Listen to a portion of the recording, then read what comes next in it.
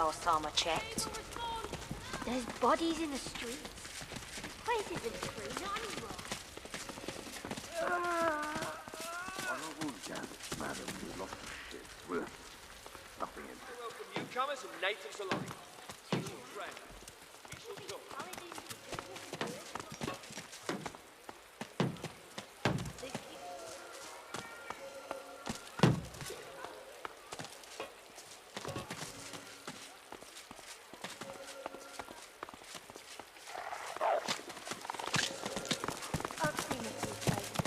Well, hello, handsome. Care to hear about the power of cheese? I've got wheels and rounds and blocks and rolls and possibly more. But my wares are nuanced, with undertones of something rare. The pleasure is mine.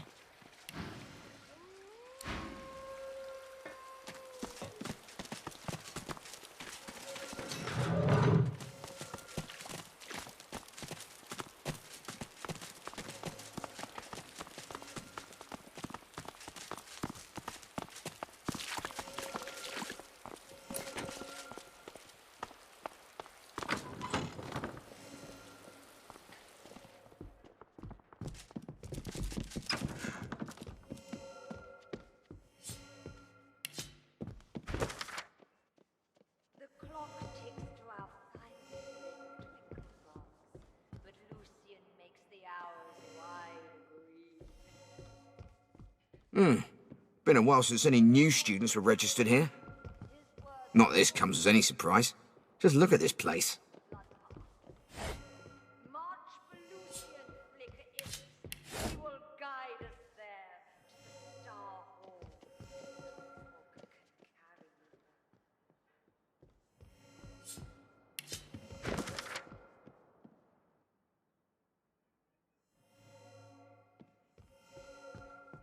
Buttons!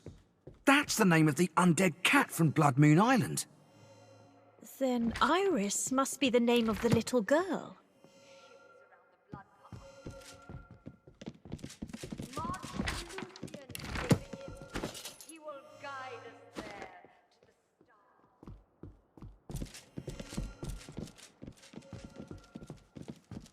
I've had just about enough of...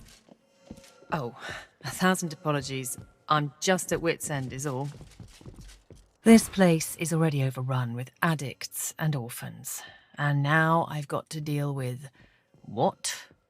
An overgrown newt? The woman shakes her head and sighs. I should stop caring so much, but the kids shouldn't suffer. They don't deserve this void-infested hellhole we're handing to them. What is it? Or what was it? Two different things, you know. Used to be a school. My husband Griff and I, we taught the local kids what we could. History, politics, writing, reading, a little cooking, a little alchemy. The parents paid what they could. It was enough. Then the Voidwoken came, and the Magisters took Griff away to Fort Joy. Said he was luring the monsters in, like my sweet Griff would ever do such a thing. Now it's this. I'm stuck scrubbing Lady Kem's filthy floors in exchange for coin most days, and I don't have the energy to shoo away the junkies that wander in.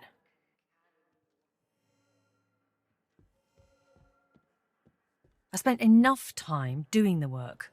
I'm not going to waste any more talking about it. You know him? Was he holding up okay? That sounds like Griff, all right. I'm telling you, if he were here, he'd have this place cleaned up in no time. If the squatters were gone, I could start fresh. Scour the place down, get the school going again. Get out from under Lady Kem's posh thumb.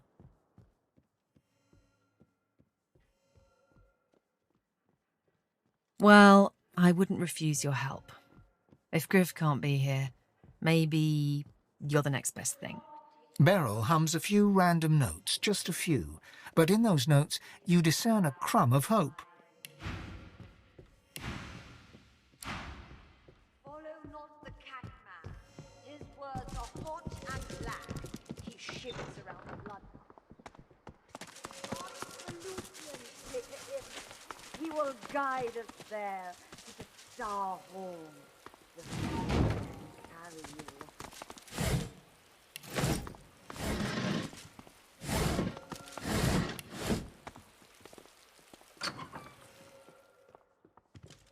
Well, school's out, I dare say. Look over there. Shiny light. Do you see them? The mist steps. Each one is an echo of Lucian's dreams. Pray be his. They lead through the silver puffs and into the hall. She bows towards nothing in particular and fingers the collar of her priestly garb, then looks at you with dark, sunken eyes.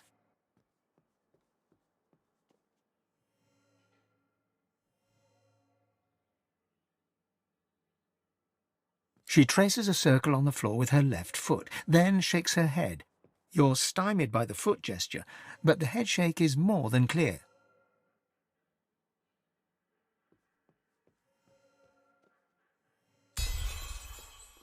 Aye, yes. His voice. It makes the air drops quiver. He waits there, and I will meet him. The clouds should twinkle, as Lucian commanded them. Come, fireflies, he calls us elsewhere.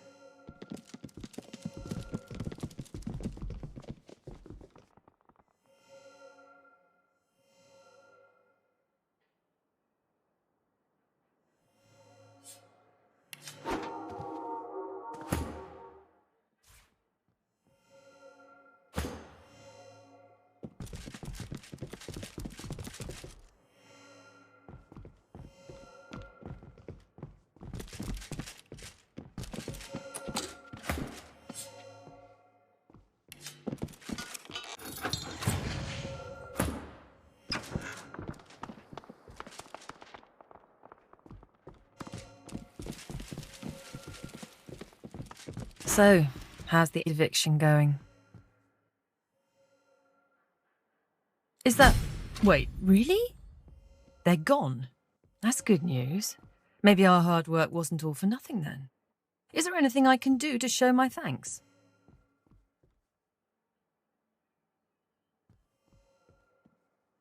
She pauses and tightens her lips.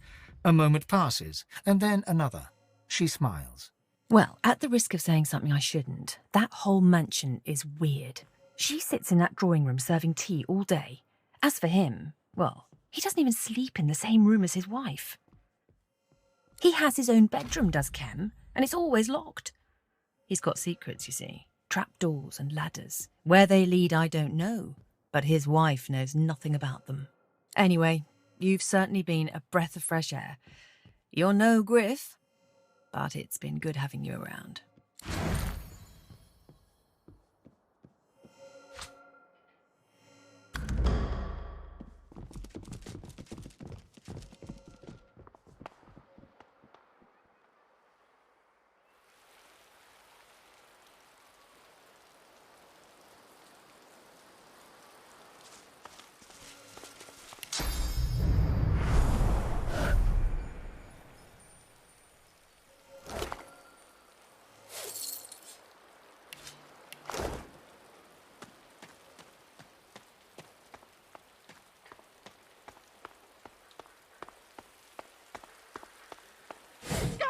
Environment. Receive. Input. Silence. Stranger. Approaches. Deactivating. A curious-looking puppet stands motionless nearby. The puppet stares at you with a fixed smile. No dust has settled upon its surface. It hasn't been here long.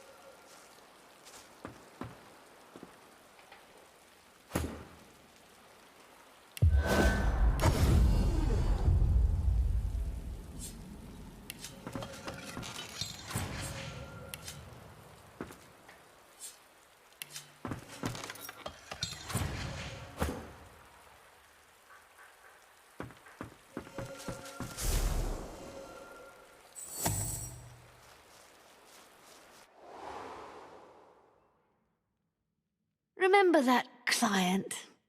Lord, whatever it was? The look of surprise in his corpse. I mean, what did he expect? If you secure a loan with blood, it gets repaid one way.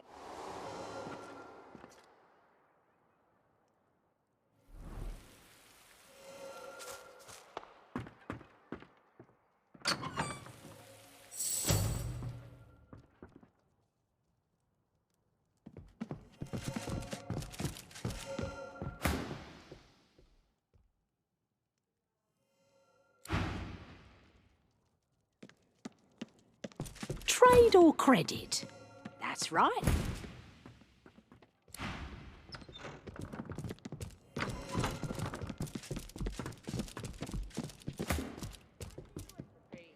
Contains no dog's milk whatsoever.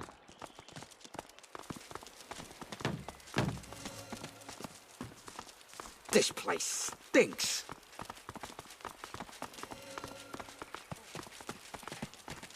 No new patients being accepted at this time.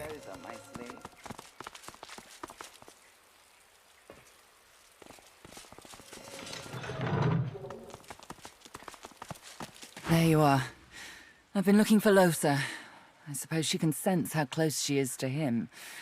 Luckily for all of us, I've been busy.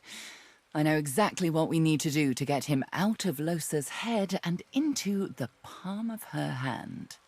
Shall I continue? Well, the prognosis is very good. I know of a way we can find your demon's home plane, the place he stores the souls he steals. If we can find it, we can destroy it. Losa inhales sharply. I'll read that as excitement, gratitude, battle lust. It's just, this is it. This is everything I've wanted. Finally, a chance to have a chance. That's the idea, at least. But we need to move quickly. The faster we can get in and out of there, the less chance there will be that a drama leak realizes we're there. So, are you ready? Yes. Yes, definitely. I think. So, team, ready to roll?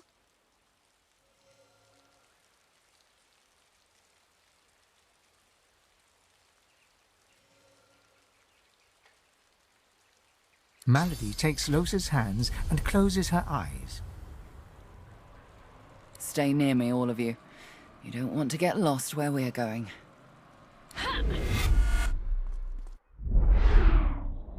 You are suddenly heavy on your feet. The air here feels weighted with import and dread. All light within you feels suddenly dimmer. Here we are. Tread carefully, Losa. This place... it isn't safe. Losa looks at you nervously and smiles.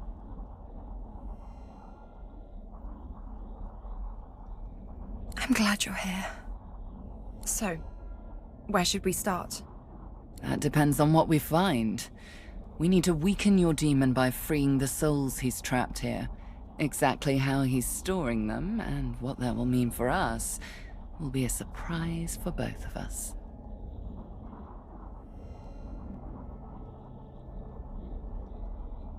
The powerful ones do. Nothing they enjoy more than a private playground where no prying eyes can interfere with their fun. And before you ask, no, I don't have one. Even I have a modicum of decency. Deep, deep down.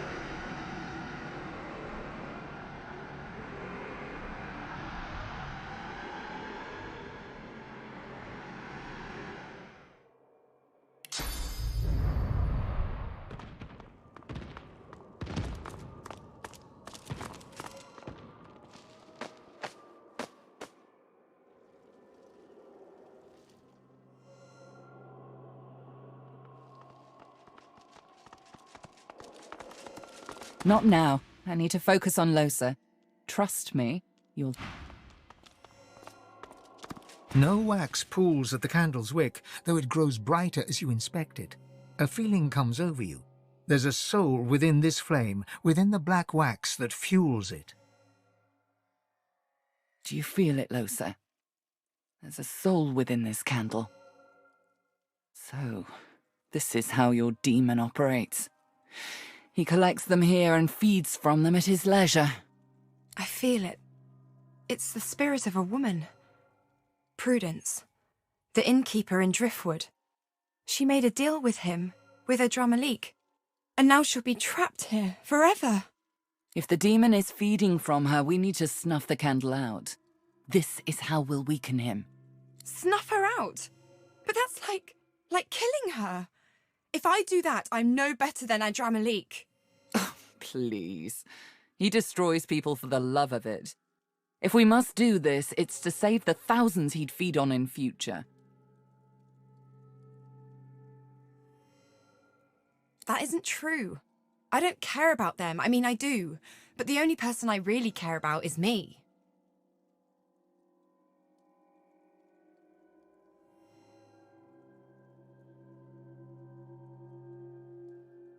She reaches out and pinches the wick, snuffing out the fire. There. It's done. Let's keep moving. Good idea. Look alive. There'll be more where this came from.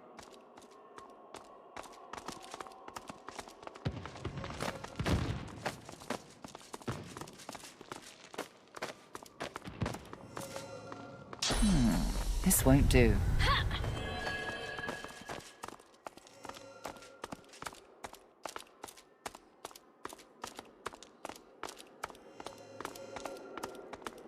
Second verse, same as the first.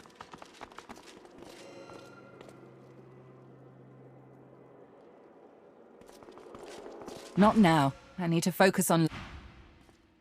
The candles glow with the light of the spirits housed by each. They reach toward Losa, eager to be heard. You know what you must do, Losa. There is no other way. 2 people. 2 souls. 2 souls just like me. You're right. I owe them that. I owe them at least that. She holds her hand to the flame and seems to go into a trance. 2 souls. So different. 2 souls bound together by the demon.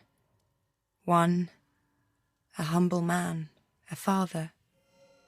The other, a killer. The first, he understands. He wants me to destroy Adramalik. He's willing to be destroyed himself. The second is full of anger, of fury. He doesn't want to be sent into the darkness.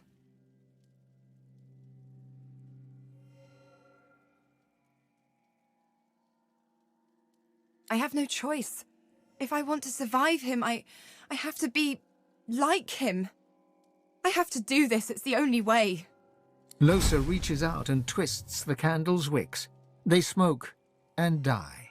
You're getting the hang of this. Very good. Not done yet, Losa.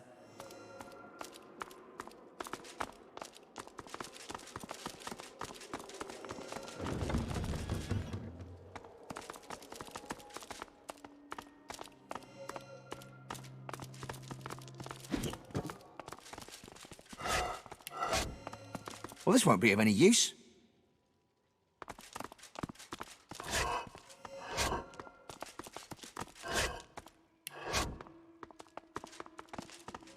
All those souls.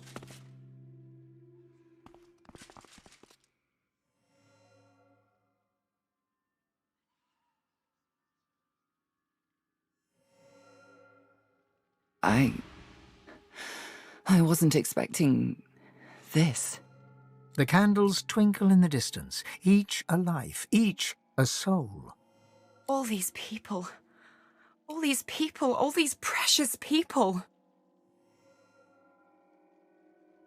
She stands silent, stock still. Malady suddenly grabs Losa's arm. She speaks through gritted teeth. We must stop him. This cannot continue. We can't let it. We need to free them, snuff them out. If a drama leak can't draw on their power, we'll be able to face him and finish him. But they're all like me. Every last one of them. How can I...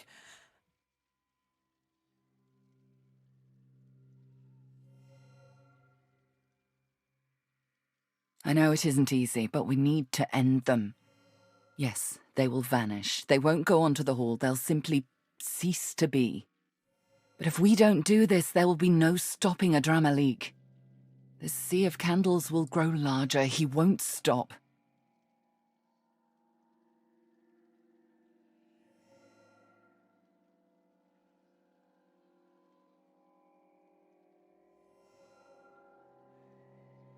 I know this isn't easy, but I'll help.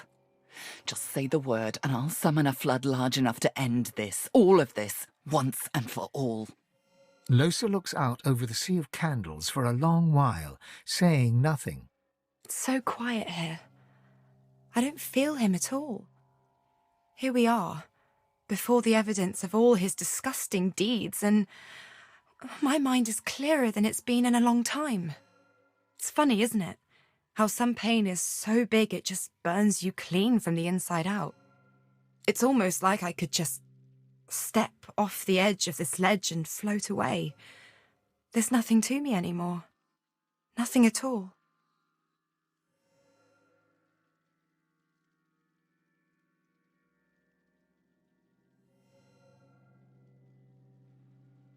Save myself and snuff the light from gods know how many souls? Or accept that my life is over? She takes your hand and looks out over the sea of souls once more.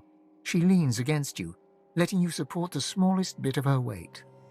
Sometimes I think my fate was written from the beginning. I was never going to manage it. When someone that powerful wants something from you, they just take it.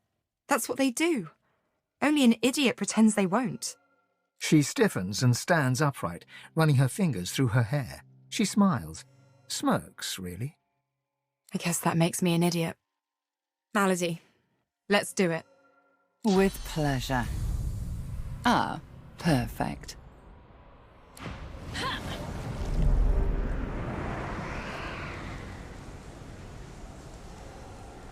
There. It's done. It's all done.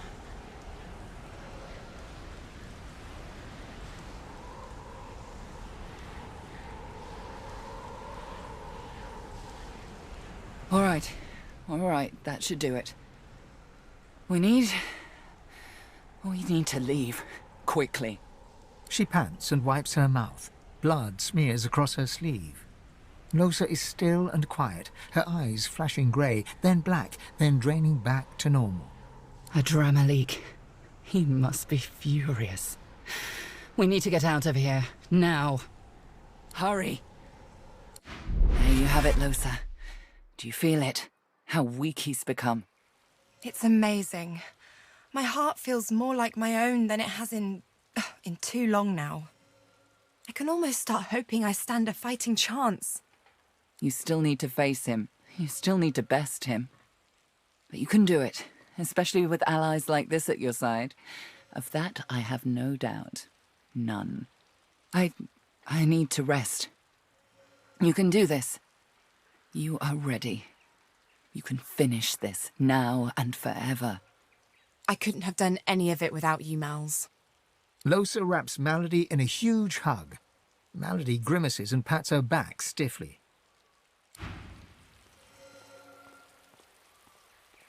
Having extinguished the flames in the demon's home plane and killed innocents in the process, Lohse looks to her party, eyebrows raised. You didn't do the easy thing, but you did do the right thing. Onward.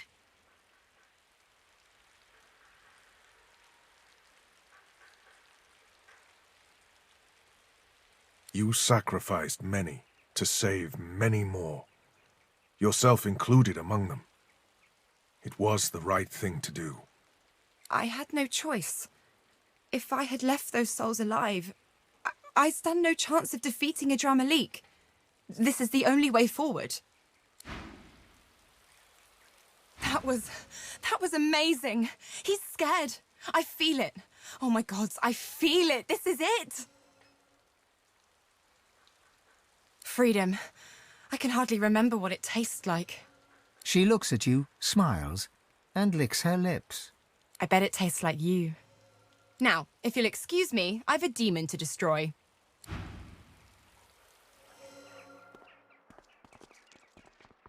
The door does not open, but it feels alive. It feels like it's examining you, or at least one of you. The door is examining Losa. The door does not open. A creeping sensation comes over you, as if the door were examining you. Losa, the doctor will see you now. Leave your treacherous companion outside, the one who is sworn to the God King. The doctor will kill this one on sight.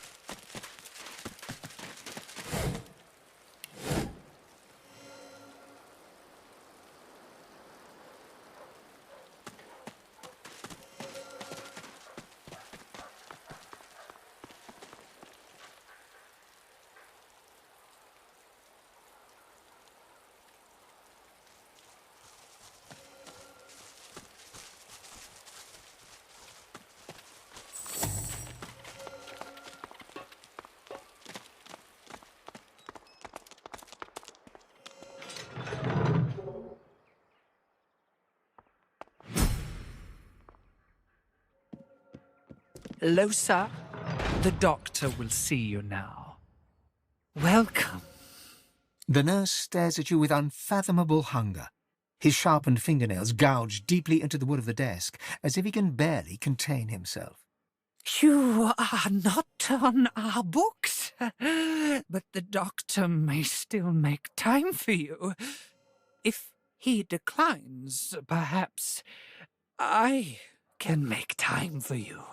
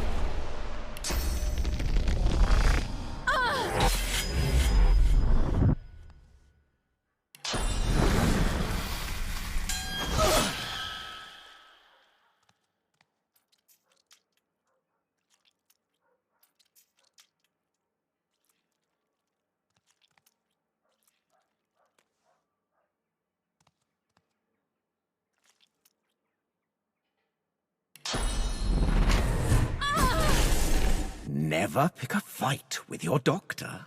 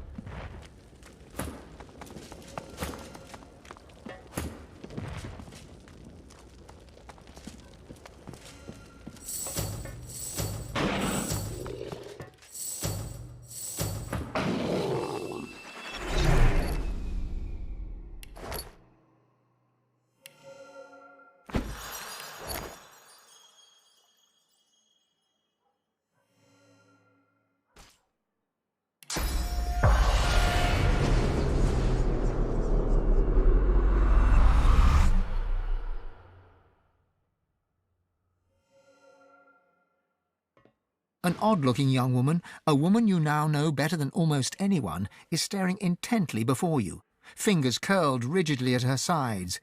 Greyish-black veins run from her eyes down her cheeks, then suddenly clear. She blinks.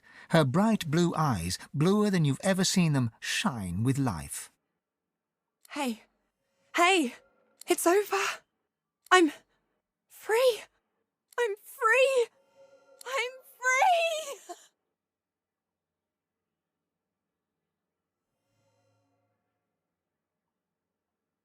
She goes silent, listening.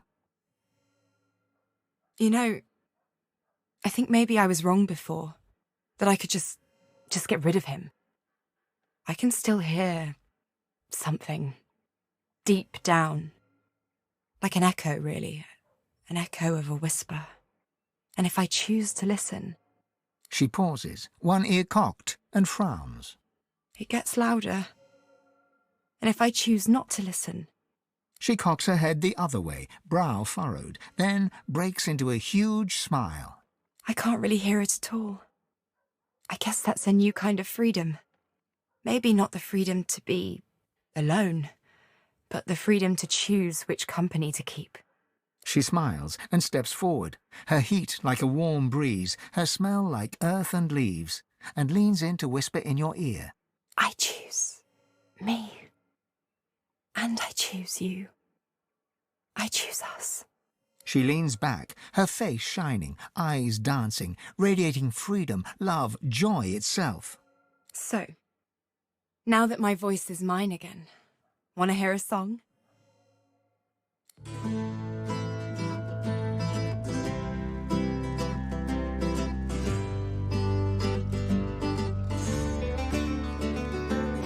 Come to me, the night is dark. Come to me, the night... I love that song, you know. But I'm not even sure who wrote it. Maybe it was me. Maybe it was one of the voices. Maybe a bit of both. She smiles slyly, hums a little melody. Nothing you've heard before. I guess it's time to start on some new material. Now, onward. She stops short, mid-stride. Her eyes go wide. It's not... I see them all. Thousands of them. Thousands of planes. Thousands of demons. Millions of souls. Lost souls. So many trapped. So many doomed. Like I was. Like I was. She shakes her head, eyes squeezed shut. Someone needs to help them. Someone like us. Someone like me. Yes?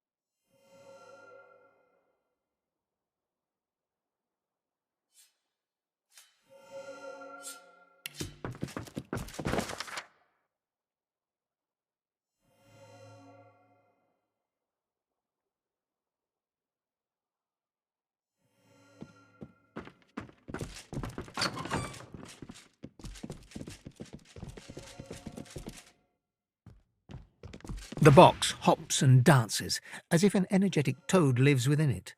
A large key protrudes from the side. Die, Isbiel! The swaying toy sports a grin so evil, it might have spawned from the void itself. But it's not the smile that disturbs you most. It's the ominous ticking of the mechanism beneath.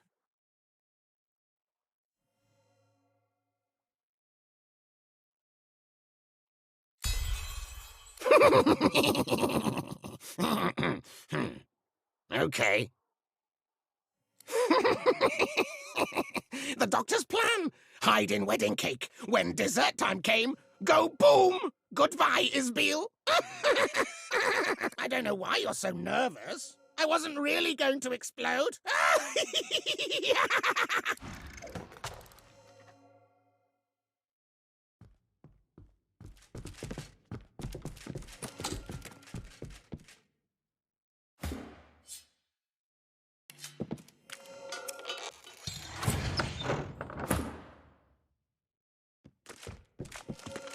Prisoner. Poor soul.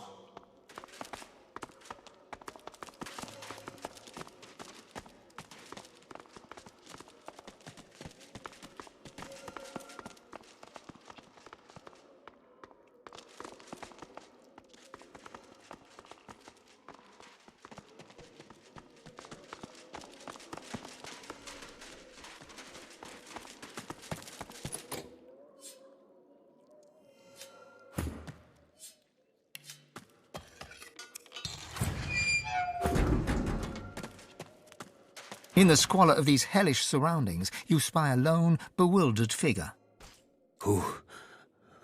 Who's there? So dark. Step in from the shadows.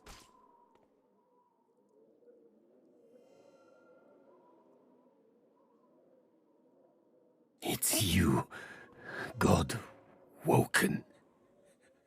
The demon, Adramalik. Too powerful. Possessed. Kill it.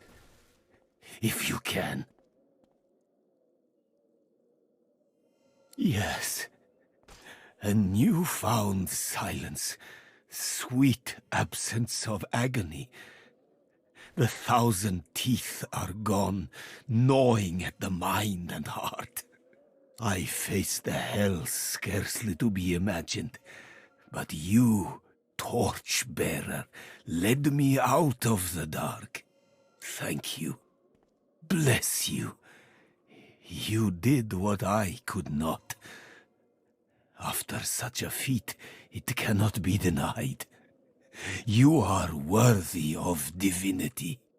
I must depart for the Lady Vengeance. There I can recover. Go claim the power of the gods, and do unto the void as you did unto the demon. Only you can.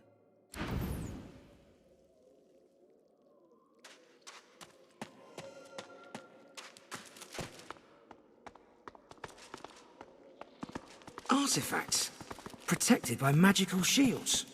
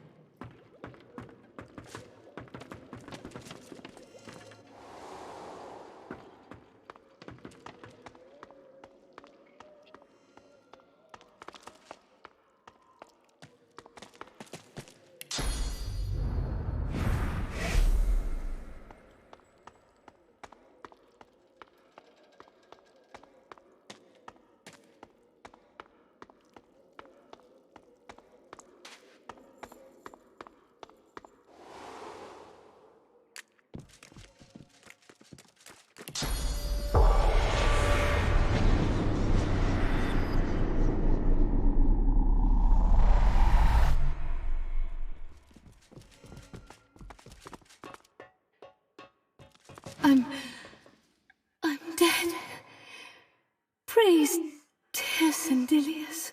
The long nightmare is over at last. The doctor's presence lingers no more. He has been snuffed out. Good. The spirit smiles, then vanishes like a shadow chased away by the sun.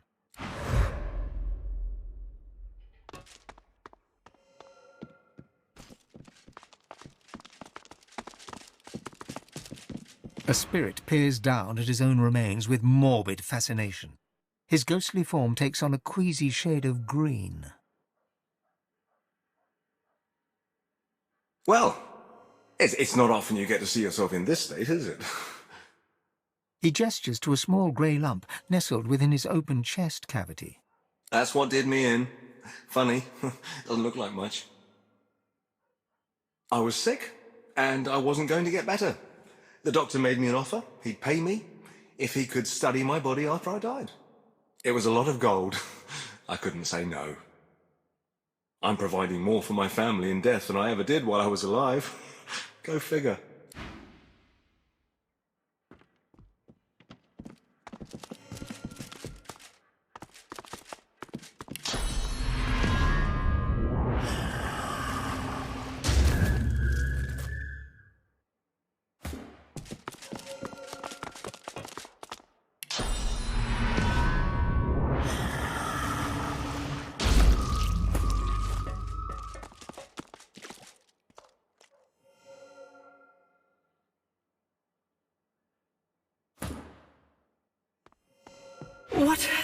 What happened? The last thing I remember was hunting the doctor. He did this to me, but he's no more. I can feel his presence has extinguished. I am free. The long nightmare is over. Now I can rest. Finally. Farewell.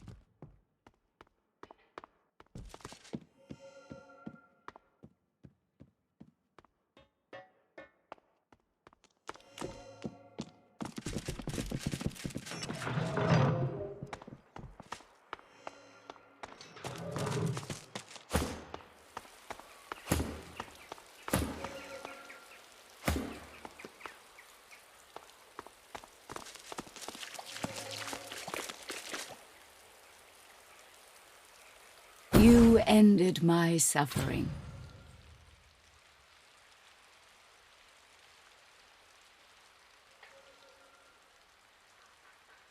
I am a projection of the spirit of Elenessa. The demon is dead. I am no longer his slave. You have my gratitude, and in recognition of all that you've done, I shall give you the spirit of an elven morning star. Made of pure source, it will pierce your enemy's armor. I know you shall use it in the service of good. Fare you well, Demon Slayer. Fare you well.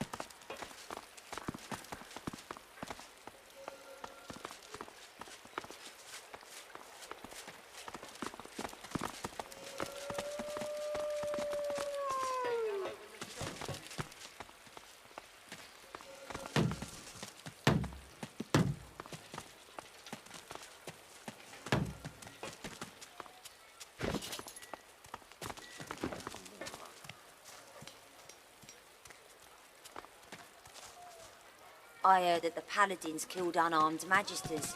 Didn't even let them surrender. Too loud. What do you think the Back in business. Thank the gods for Lord Cam, eh? He sorted out them void woken. Now, what'll it be? bodies in the streets? This place isn't free. I not welcome anymore. newcomers and natives alike. We shall tread. Hunters, I've got the Sword wares you need. shield over here. Here's a potion. Business going. Very funny. All those broken arrows. You've got your work cut out. You've got some bite in ya, then I've got what you need. Get out of here, you dirty mutt.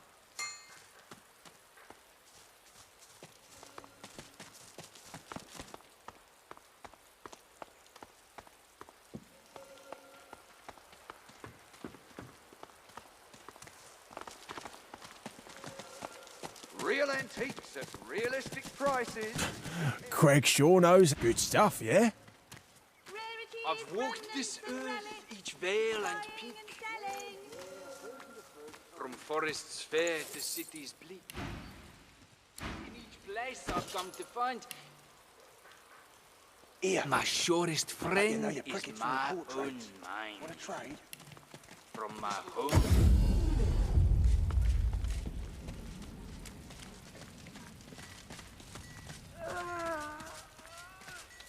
The whites must have left something of value behind.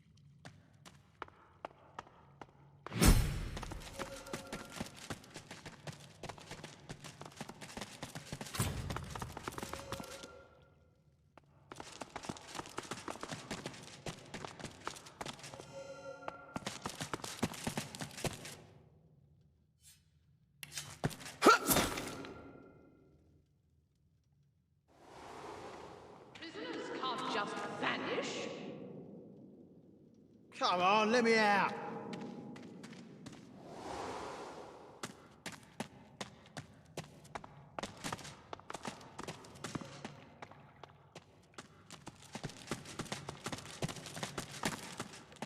Look out!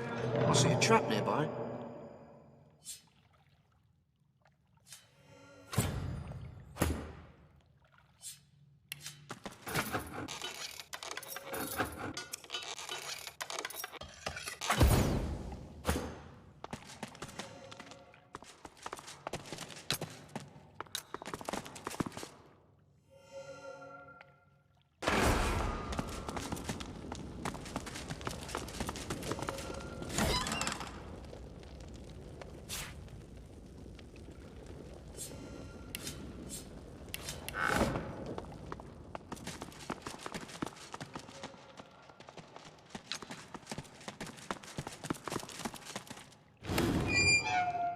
Clever trick.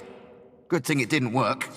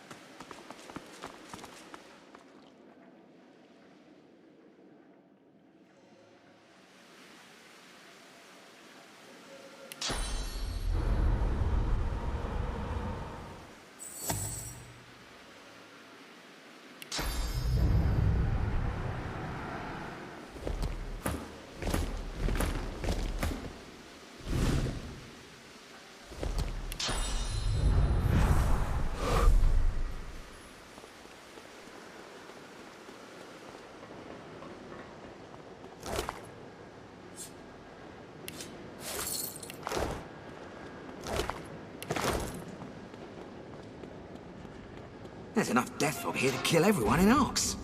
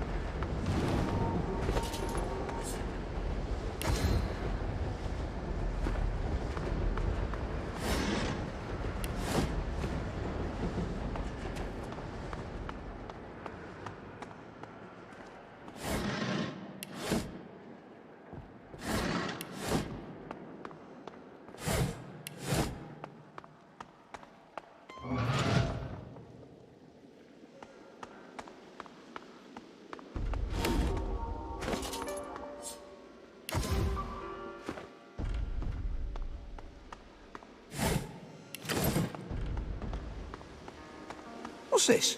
I found something.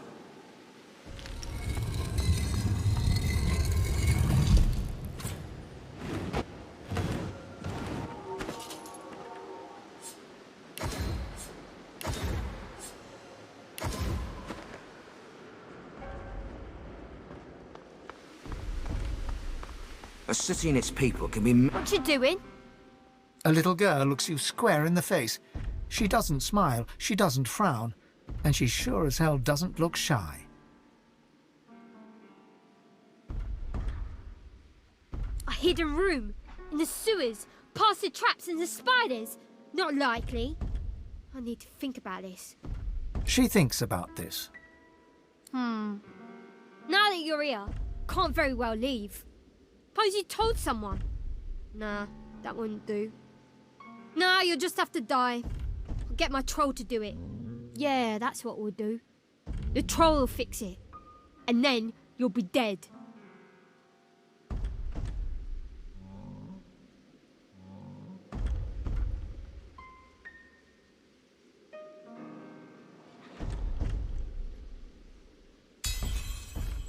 Really? You're very old for that. Hey, got any money? Stuff. You know, cool stuff. Mostly.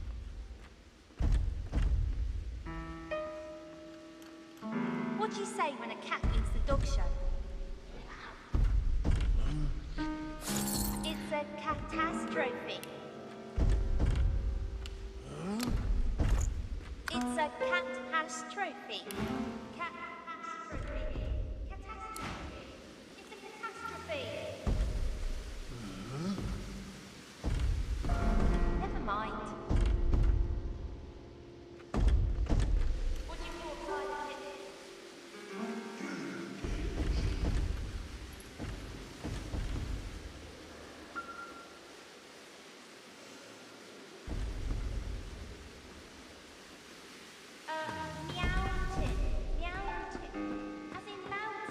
That painting is definitely unique. Did you hear about the cat that lost all its money? It was poor.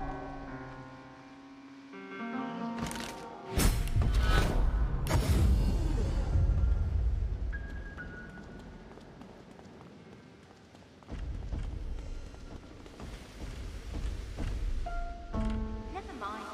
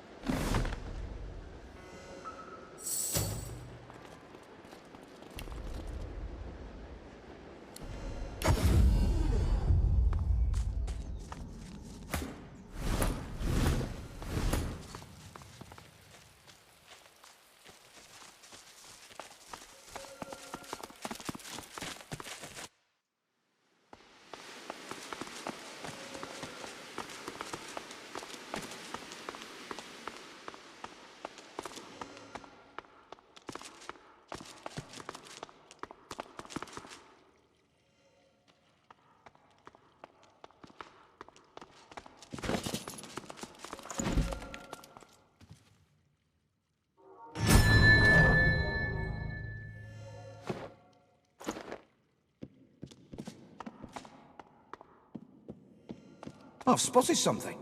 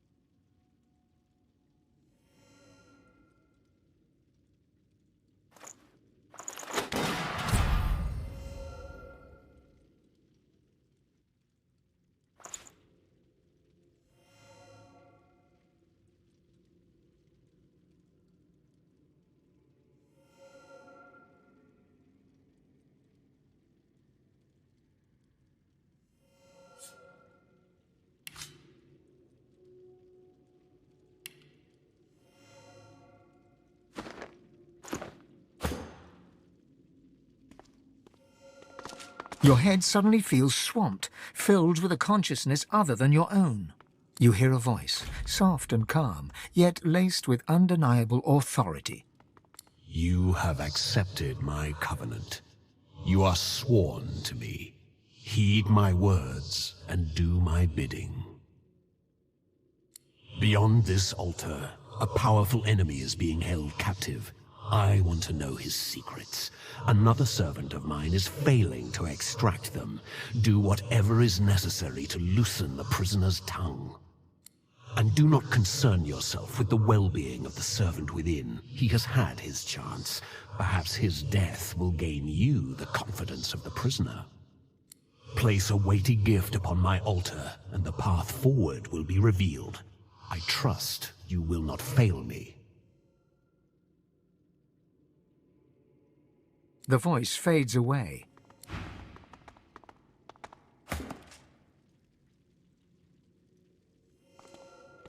Look! Under the shrine, there's a pressure plate.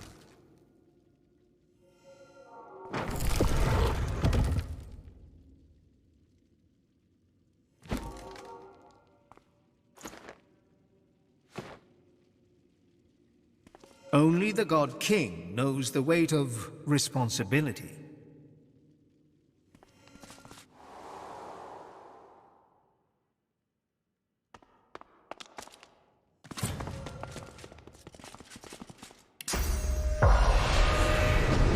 Ghosts! And they're tearing his soul apart. There's someone here. He seems to be in great pain.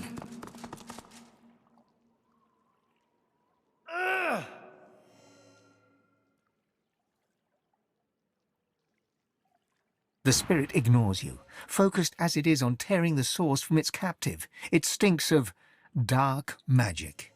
There's nothing in the spirit but pain, its own and that of its captive.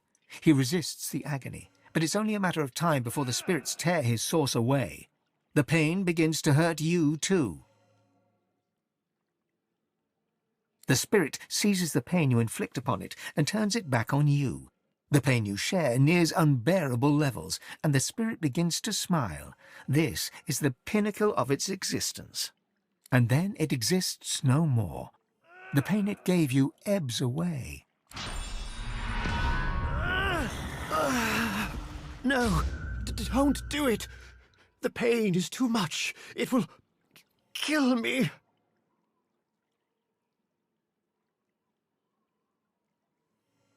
You can't.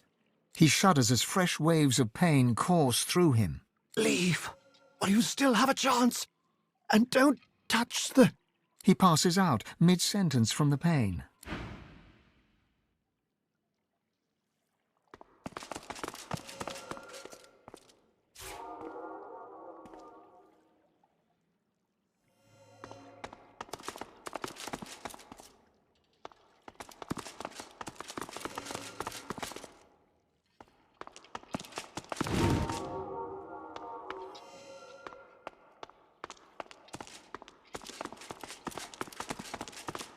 The dark stench assails you.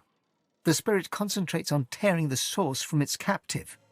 The spirit seizes the pain you inflict upon it and turns it back on you. The pain you share nears unbearable levels, and the spirit... And then it exists no more. Make it stop! Yeah! Stop! Please stop! The pain... It's too much. His face goes slack as the pain renders him senseless. The man doesn't respond. He's out cold.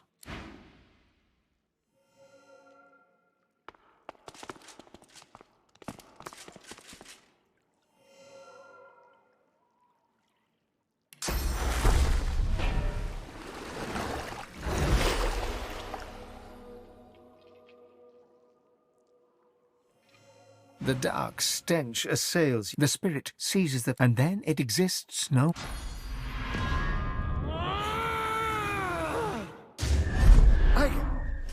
I can't fight. I'm too weak. Please.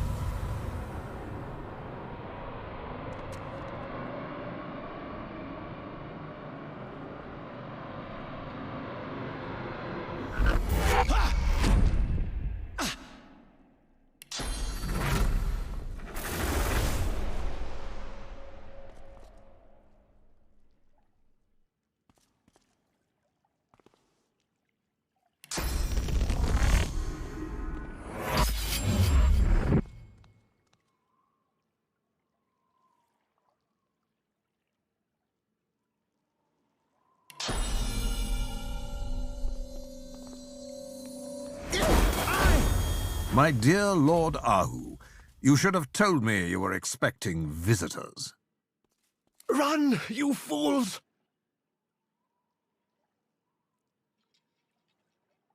That, I'm afraid, is a matter of perspective.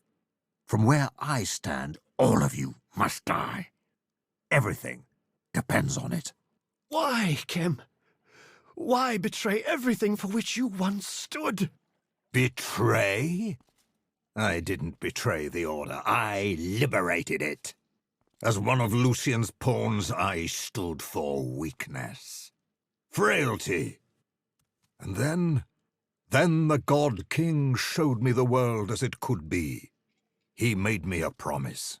He promised me a path unburdened by Lucian's pathetic need to defend the defenseless. He promised me a world dominated by the worthiest bloodlines across the ages. He promised me a lasting seat at his glorious table in return for my oath. For the king chooses only the strongest, the most loyal, the most deserving. And now, Godwoken, I uphold the final act of my oath. Your execution. You can forget about finding Lucian. Believe me, no good comes from our so-called divine.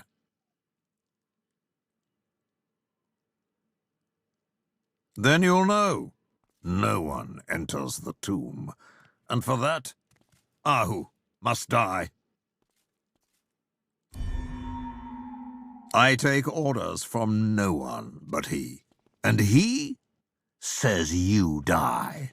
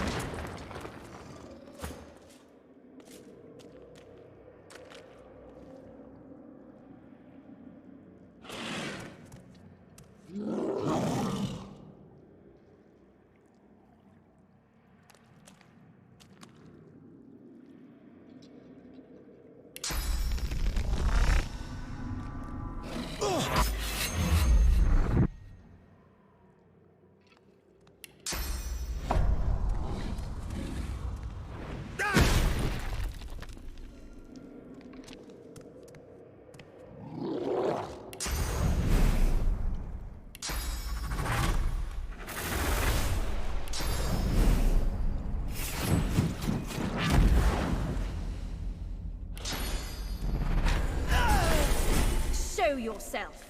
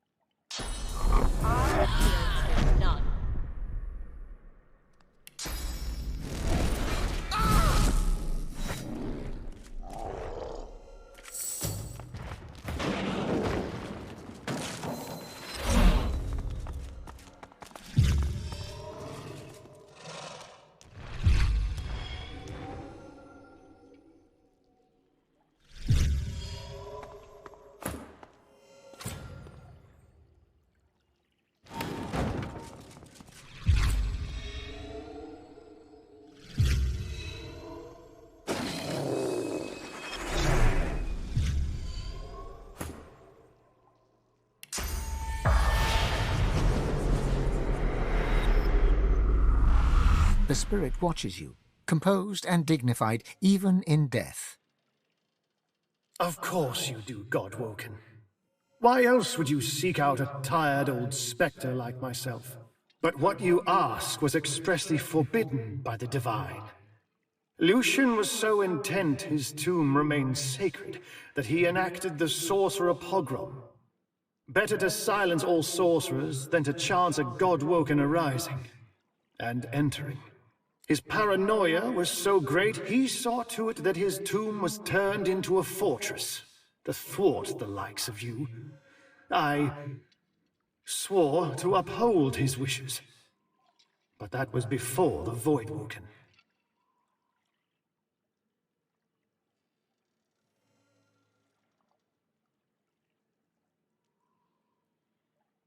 I know. Lucian's plan has failed. The world needs a Godwoken to ascend. I am not one to break an oath lightly. But I'm also not one to ignore the truth. Not when it's written in my own blood. The void nears. I'd sooner the future be in the hands of a Godwoken than with the Black Ring. Nobody knows every step of the way to Lucian's tomb. But I'll do what I can for you. First, you must get past the Path of Blood. An amulet filled with source paired with the Scroll of Atonement will let you by unharmed. A man named Saunders was the engineer who designed the Path of Blood. He works as a toy seller now, right here in Arx. Tell him that I sent you. He will give you what you need. Put the amulet on and charge it up by consuming source. Once it's got 5 charges in it, it'll be ready to go. Bring the amulet and the scroll to the Path of Blood. By the statue of Lucian, there is a hidden mechanism. Set the fully charged amulet in the hidden receptacle, then read from the scroll. But beware, many obstacles remain. I can help with only one. The Death Room is a chamber of many levers. 5 will lead you closer to your goal. The rest will lead you to your death. Each lever is named for a virtue of the divine. Find the levers whose initials spell the word power. Select these 5 and these alone. Farewell, Godwoken. The Hall of Echoes beckons me. With a glint in the dark of his eye, the spirit of Kem sneers at you. I am sworn to the king, and sworn I remain, Godwoken. I owe you nothing. It matters not if you defeat every last lich whose bones have risen in my master's honor, Godwoken. Soon, Isbael makes her move.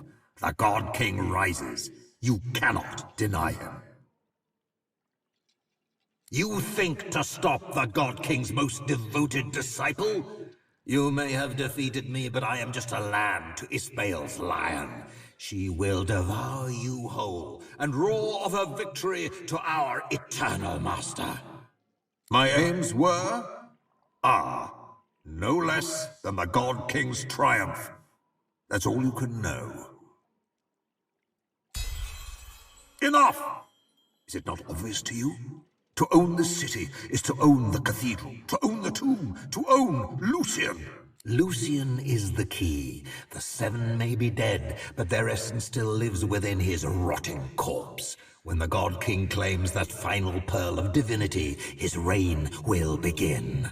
Imagine it, Godwoken, a pure and perfect world. Cowards will no longer beg for scraps at warriors' feet. The fruits of our own labor will belong only to us. The divinity held within Lucian's cadaver belongs only to the king's chosen, and you are not worthy.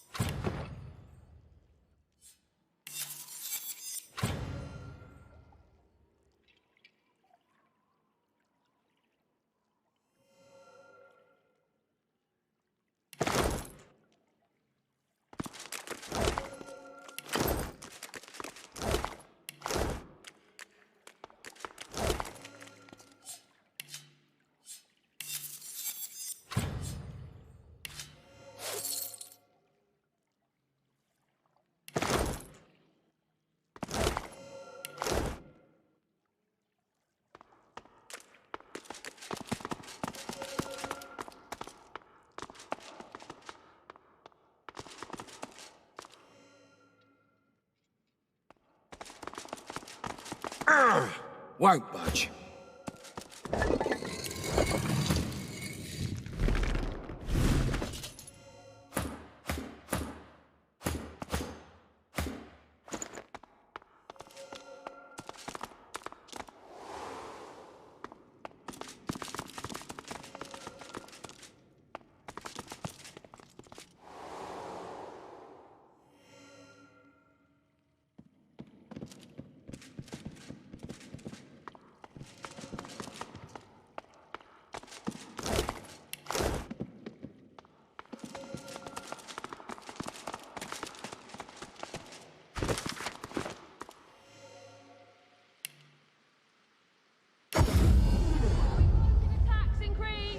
Citizens warned to be alert! Got sword and shield over here! Shoo, you flea bag, shoo! Daddy's going to fix you right up. A visitor. Tell me, do you like puppets? The toy seller nods and smiles. Wonderful. Here, take a look at this. The puppet springs to life. Impressive, no? There's a lot of craftsmanship in that small package. Quite a lot. Now, what can I do for you? I haven't had many callers of late, what with all the fuss and hubbub that's been going on outside. Consider me at your service if you need anything else.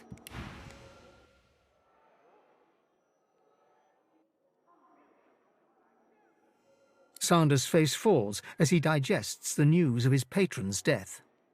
Held captive? By Kem? Are you certain? Then I was right to sequester myself here with my puppets. Trusting people is a folly. Arx is a dimmer jewel without Lord Ahu, I must admit. But it seems that you are to enter the tomb of the divine, and I am to help you get there. So be it. In order to pass the first chamber, you'll need an amulet that's charged with source. 5 souls worth, to be precise. Here, take this amulet and fill it with source. When you've done that, return to me and I'll tell you what must be done next. You must wear the amulet as you consume source. The excess power will be siphoned into it until it is full. Good luck. You may need it.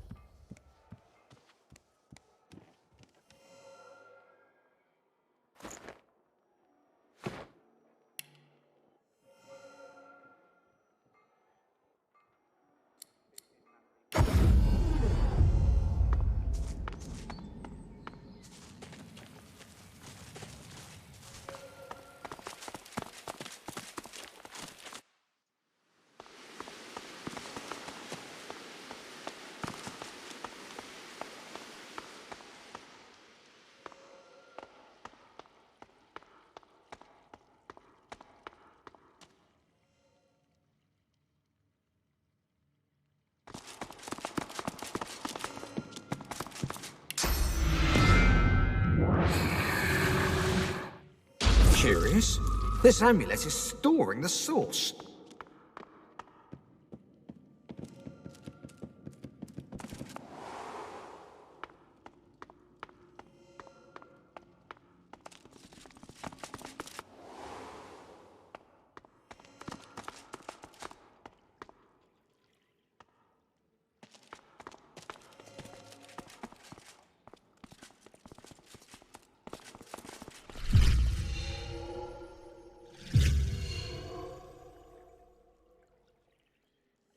It seems the amulet can't hold anymore.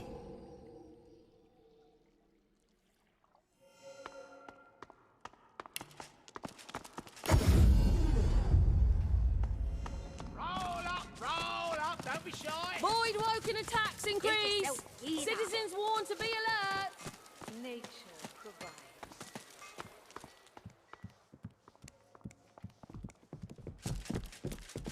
Greetings. I trust that the item I gave you is having the desired effect. Fully charged, you say? That would mean that 5 souls have been... actually, I'd rather not dwell on exactly how you charged the device. On to the next matter. You'll need the Scroll of Atonement.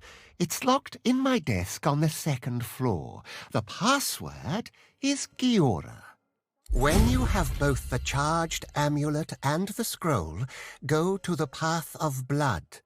On the left side of the chamber, on a pillar near Lucian's statue, you should see a hidden mechanism. It will clear the way. Good luck. You may need it.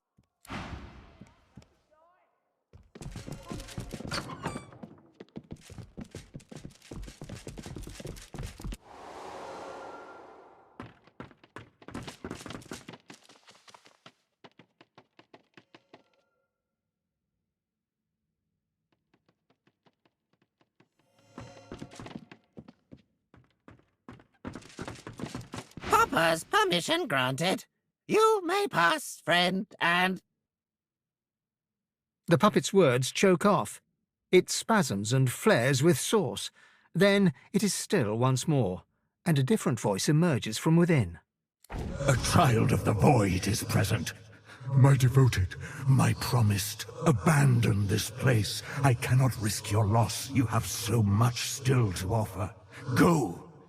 This moment belongs to me. The God King's voice crescendos. He now speaks to the unpromised, the unwanted, the unfaithful. You have hampered me long enough. This place will be your tomb, the only one you shall enter.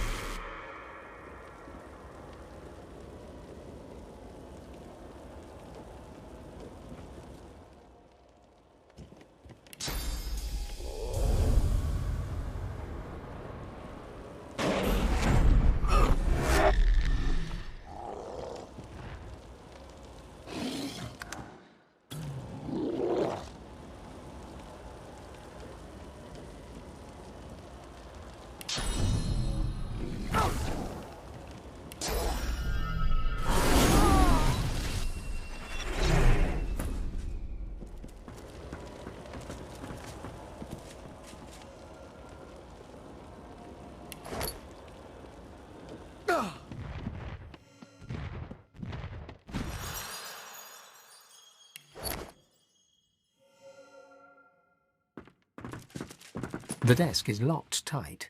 Instead of a keyhole, there's a gilded inlay that bears an engraving. It was all for you. Beneath this sits a framed square of blank parchment. You take a nearby quill and dip it into an inkwell. Then you poise its tip over the framed square of parchment. The ink is absorbed into the parchment until it vanishes. Somewhere within the desk, a mechanism unlocks with a click.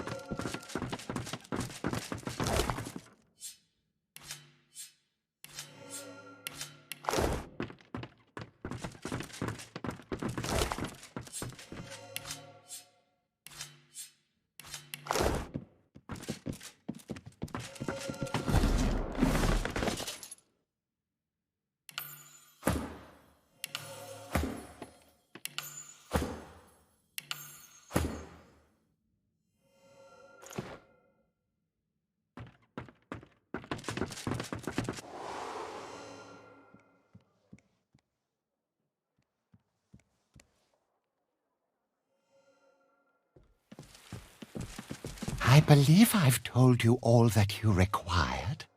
Was there something else? What? There must be some mistake. They're just toys now. They wouldn't hurt a fly, unless I wanted them to. I'll look into the matter. A misunderstanding, I'm sure. Some are still good. What you looking for? I'm not picky, so long as the arrow flies straight. Take the path of blood. How's the potion business going? Mixed. Roll up, don't be shy. I've got the wares you need. You're confident. I'll give you that. You take the fight.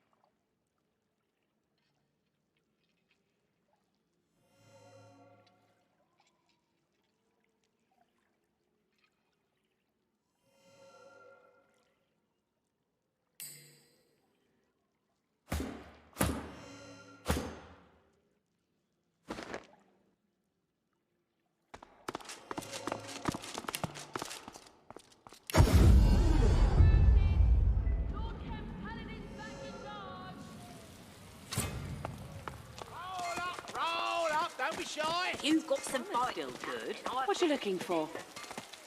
I'm not picky, so long as the arrow flies straight.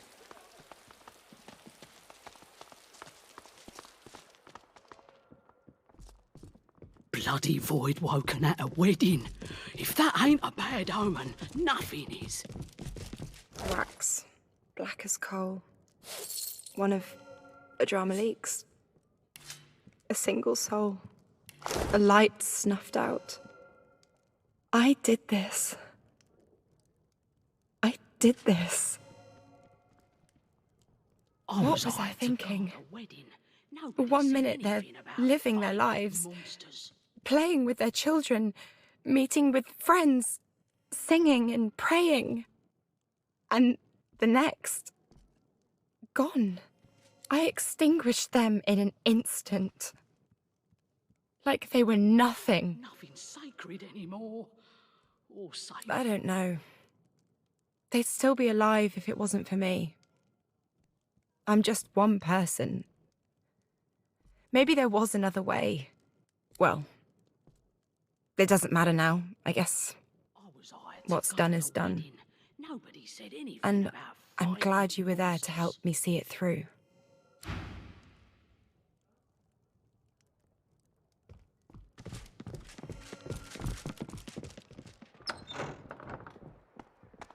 Something stinks around here. So much death on such a lovely day. There are toys in the cake. They're alive. And they look hostile. Time to play.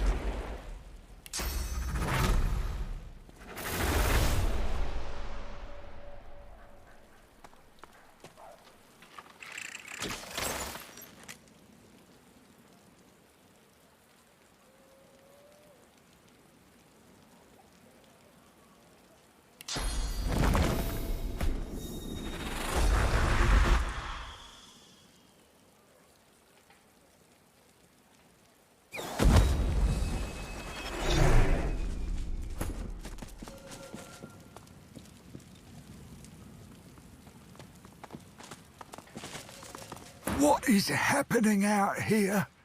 Haven't we seen enough tragedy today? He considers the wreckage surrounding the X-cake. Understanding dawns. That cake, it came from the doctor, with a letter of congratulation. It was truly a magnificent sight, but the wedding was cut short before we could even slice it. Voidwoken, sabotage, bad cake. You'd think someone had it in for our little lady. Can't say I blame you. I don't want to appear disloyal, but as dwarfen weddings go, this one had a tad more blood than usual. A tad.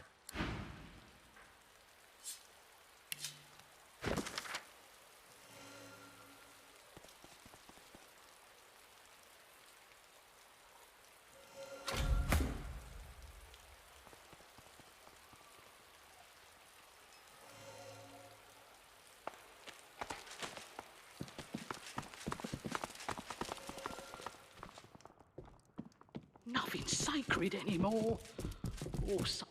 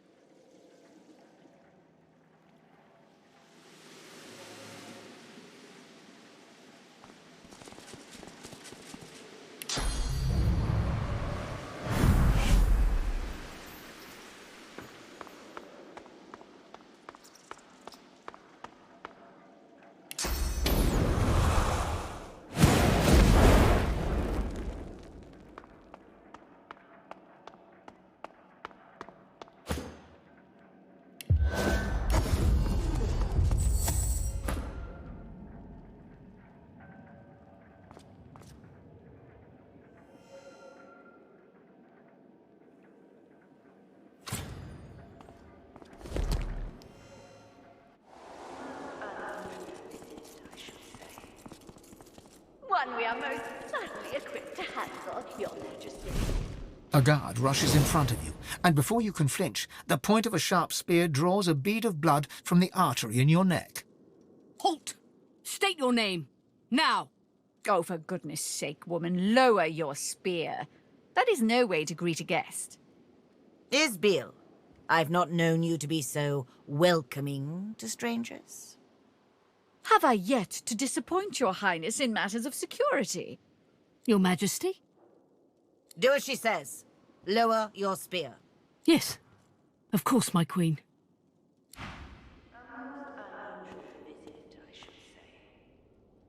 One we are most certainly equipped to handle, Your Majesty. Are you sure that this most... Your Highness, Bloom of Duna, Flame of the Forge, I present to you the Seed of Divinity. Queen Justinia sucks in her cheeks, then offers you her unwavering hand.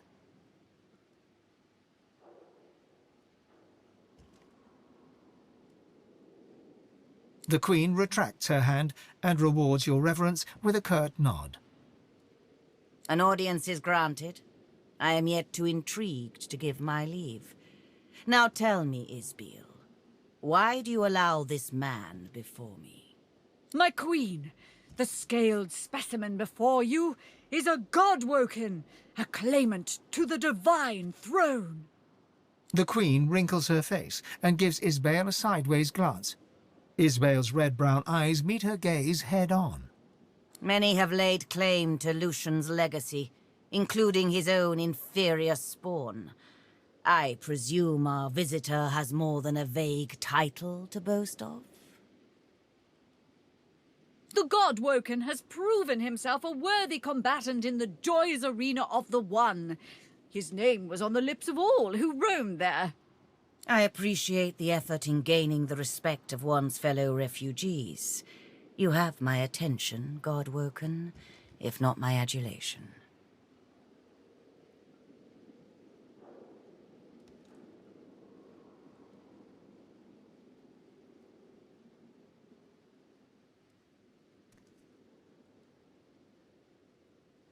The Queen opens her mouth as if to speak, but her companion shushes her and raises an index finger. Such a gallant goal. But Her Royal Majesty needs no rescuing, I assure you.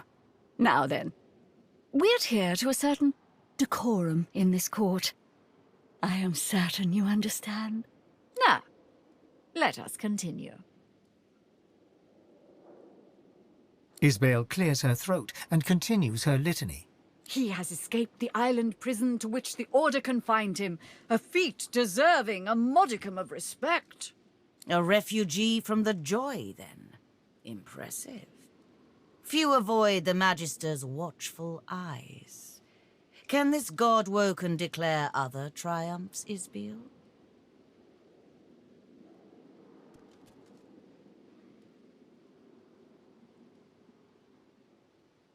The Queen opens her mouth as if to speak, but her companion shushes her and raises an index finger. Whatever Lohar might have told you is neither here nor there. Now then, we adhere to a certain decorum in this court. I am certain you understand. Goodness, I've met street urchins with more manners. I think you'd have more respect for ceremony. Well, I see no reason to mince words, God Woken. You're here to die. Isbiel, whatever's gotten into you? Malodorous it may be, but this is still a court, not a gallows.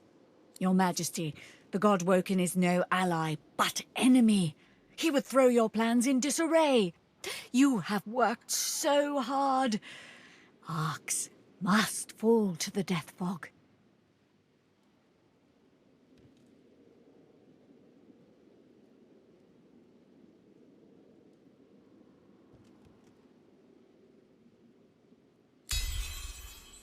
I am no monster. Isbiel, what say you? Justinia turns to Isbale, looking for answers or comfort, and Isbale begins to chuckle. Her laugh is low and measured at first, but grows in magnitude until she can barely breathe. But you're a clever one, aren't you, God Woken? Fine. I'm tired of pretending I serve this weak wench anyway. But it doesn't matter. You can't stop the death fog. The wheels are in motion. Isbiel? Shut your royal maw, Justinia. Arcs will fall and your memory writ. They will believe it was your will, your plan, your command.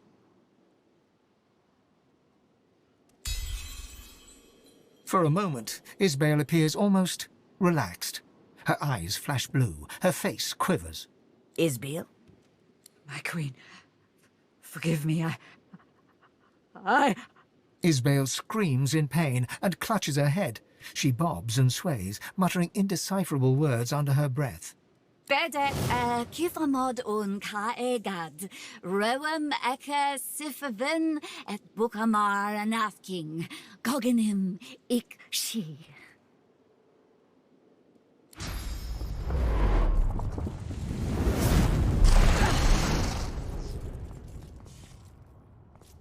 You blink yourself awake to the cold gaze of 1,000 stones and the hot gaze of the dwarf Isbale, right hand of the Queen. Oh, good. You're awake.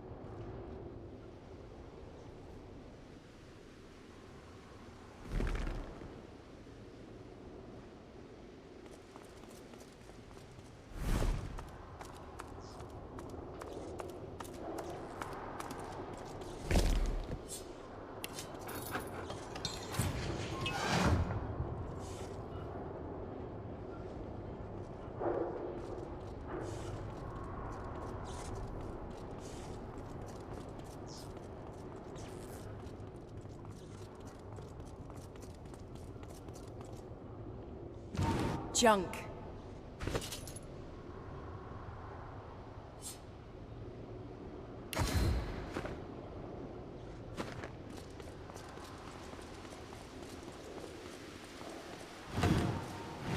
Junk.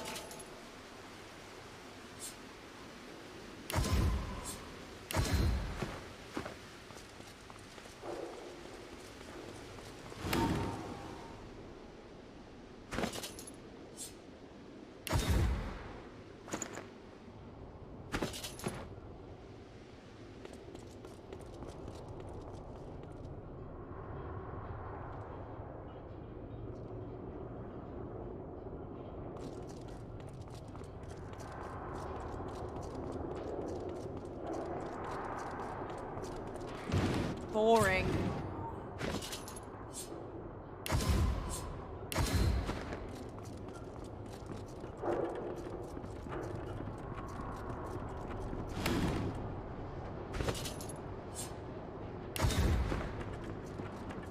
Excuse me. I don't appreciate being interrupted.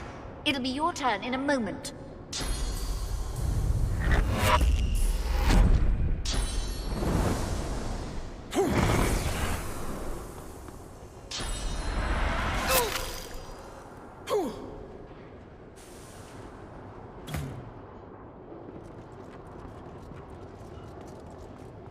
I've spotted something. That sounds like the Queen. Traitor! I'm coming for you. Isbiel, the traitor! Where is she?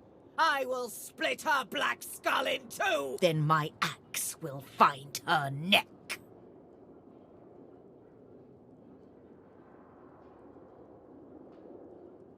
The Queen nods back. She would see justice done.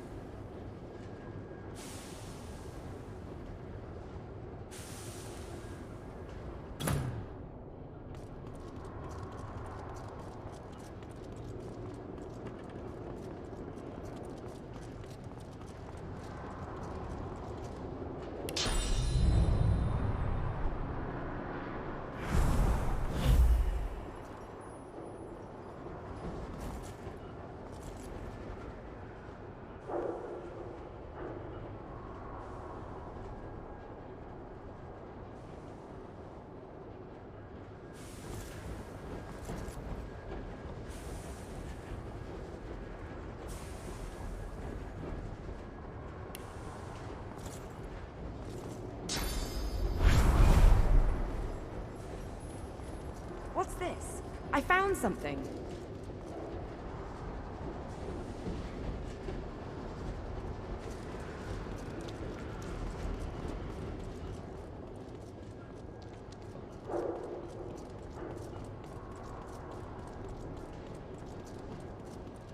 I've spotted something.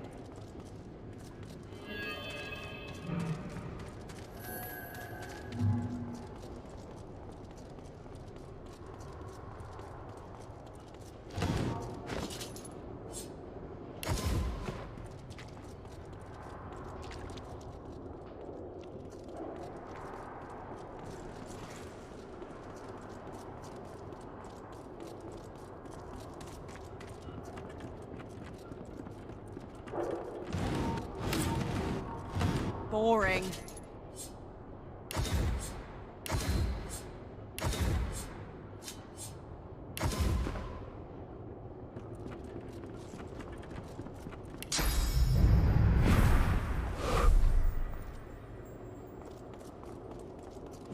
This again.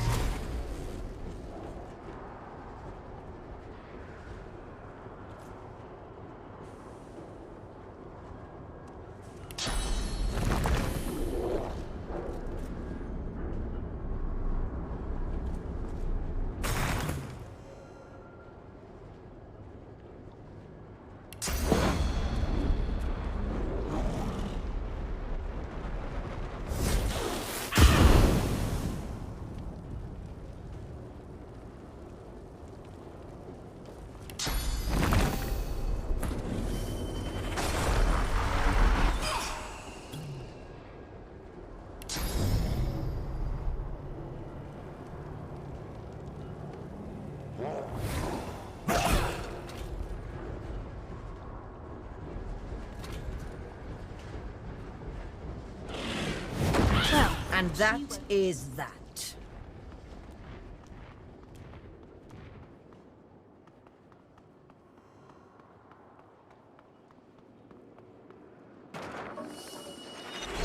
She was a scientist of sorts, or so the town criers chanted. She knew of the ways of nature and beyond, and I invited her to court to show me. She healed the sick and soothed the wounded. I saw it with my own eyes. I brought her close. Her words were wise, and her aims, well, they seemed so pure. It was after Alexander assembled the quorum that Isbiel turned my mind to thoughts of war. Our scouts and spies aided dwarven sorcerers where and when they could, but Isbiel insisted the monks and shriekers would touch dwarven land. When we came to Arx to prepare, she rarely left my side except to tend to her laboratory. I'd no idea what atrocities she'd been committing there.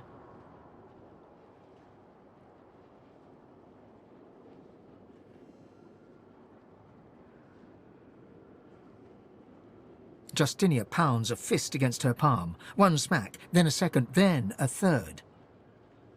You may not believe me, but what I did, I thought I did for the sake of my people. The sinking of the Peacemaker, the Driftwood smuggling operation, the Death Fog, Black Peak Isle. Power always comes at a great cost. Sometimes you have to take some lives to save others. And I shall always put dwarven lives first.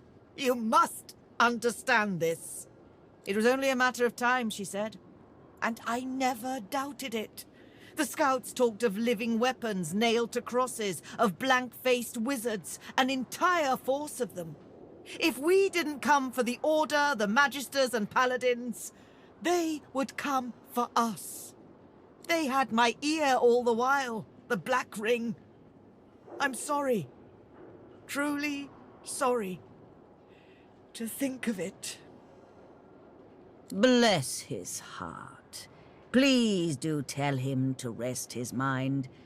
Mikael is no man of courage, but he's as loyal as a fresh-fed pup. But do be sure to keep my whereabouts private, at least for now. My concerns in Arx must remain my own. The void closes in then.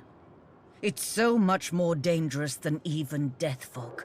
Death Fog we can see and smell. The void is empty, intangible. We don't know it's there until its creatures are upon us. Kem? Linda Kem? This rot has infected the very soil we tread and the air we breathe. I must not let it reach the kingdom. Lady Kem is known to harbor those in need from foreign lands. I will be safe at our estate. So unless you've no more grievances to air...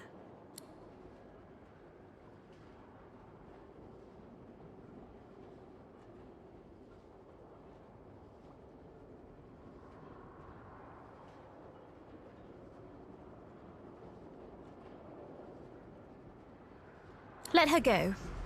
Imagine the hero's welcome we'll get in the kingdom after Ross tells the dwarves what we did. Keep your weapons sheathed. There's a reward in this for us, surely. The Queen nods a goodbye to you. Until I can return to the kingdom, I will be at the Kem estate. Royalty is always welcome there. Paulina would have it no other way.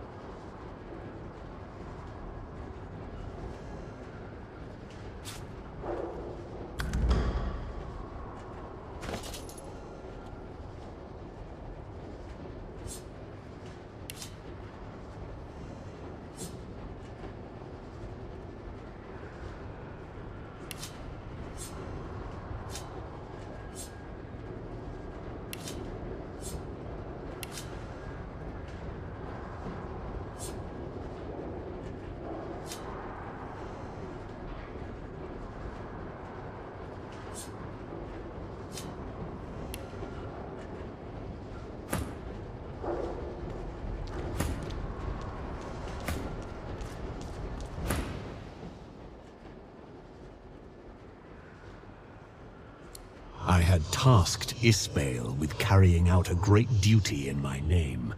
A duty which is now going unfulfilled. This will not stand. You will finish what she started. You will unleash the death fog upon Arx.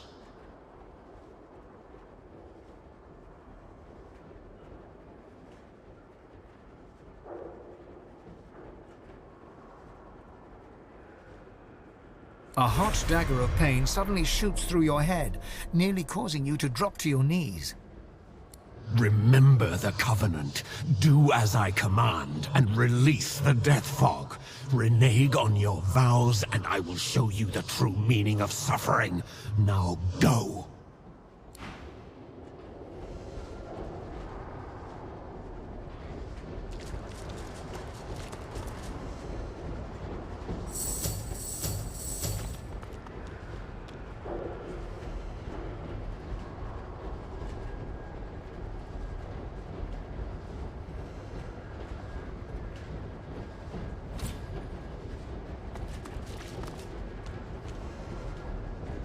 The great machine sits before you.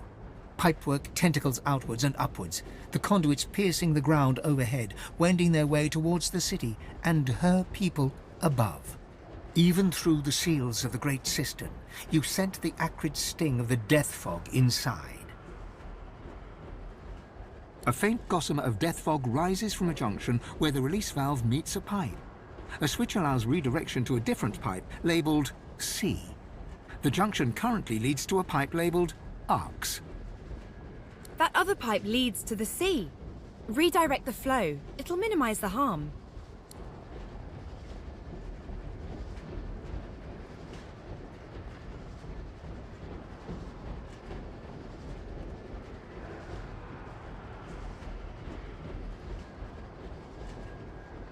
I don't trust that leak.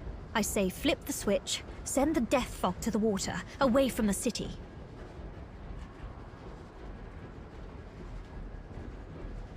Redirect the death fog. Better to poison the fishes than to poison the people.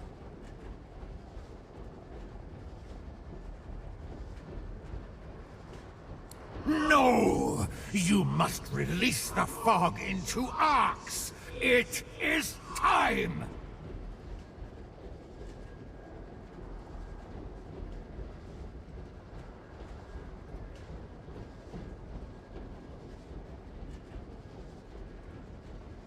You ignoramus! Suffer my curse, Godwoken! The machine creaks to life, and the death fog begins to flow through the other pipe. Damned you be! You swore your allegiance! This will not stand! You hear the howl of the fog as it travels the pipe towards the sea, and the machine winds down. The cistern is empty. All is silent.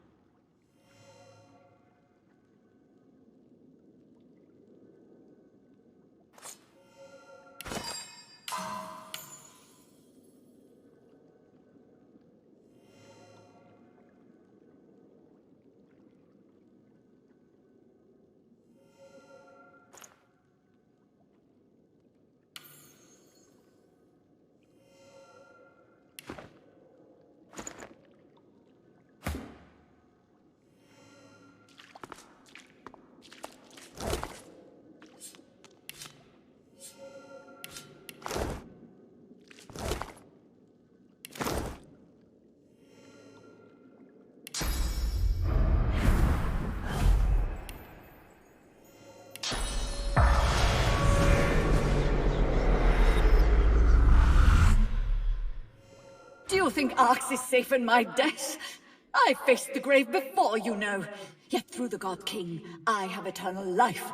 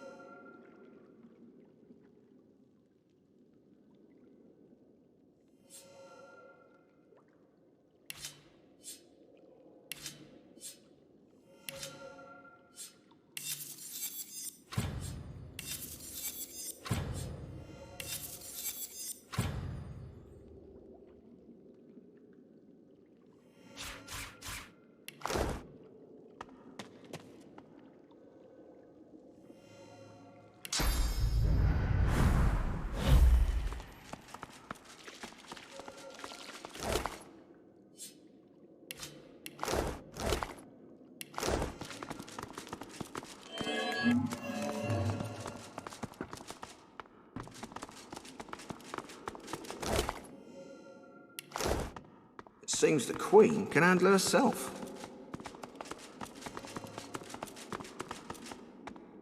Isbel leached the source from these people. How very clever.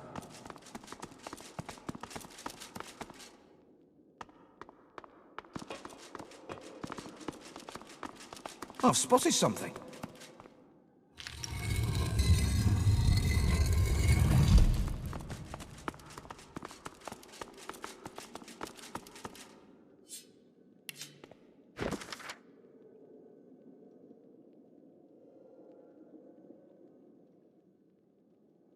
Isbel was planted in the royal court quite some time ago. This conspiracy has been a long time brewing.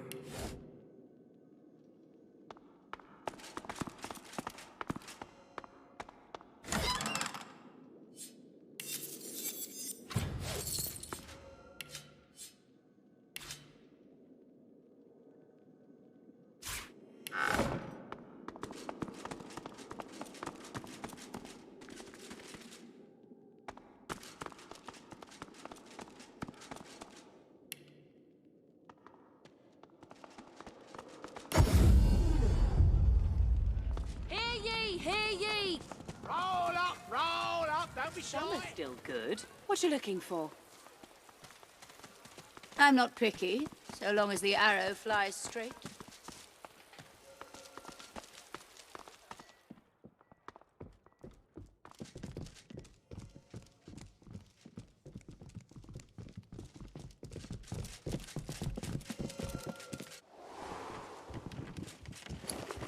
Be brief. Yes?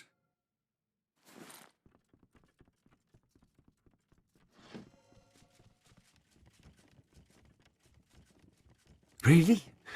Oh, this is amazing news. But what of the Queen? What's been going on? Is she safe?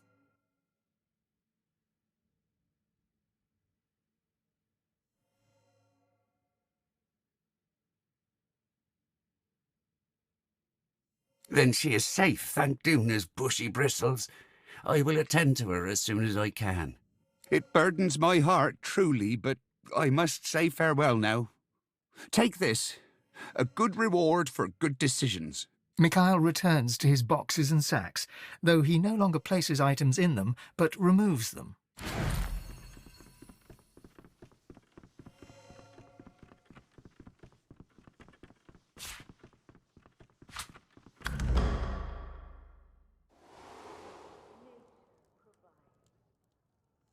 I'm lucky I was posted indoors.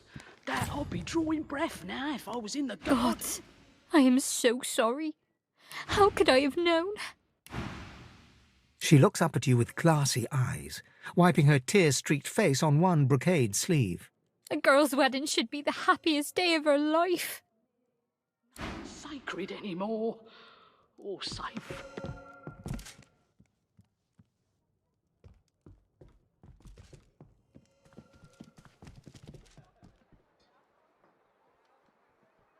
I welcome newcomers and natives alike. We shall train. We shall talk. You've got your work.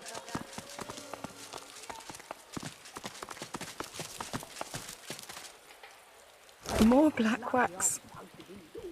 Another life sacrificed. I can't bear it.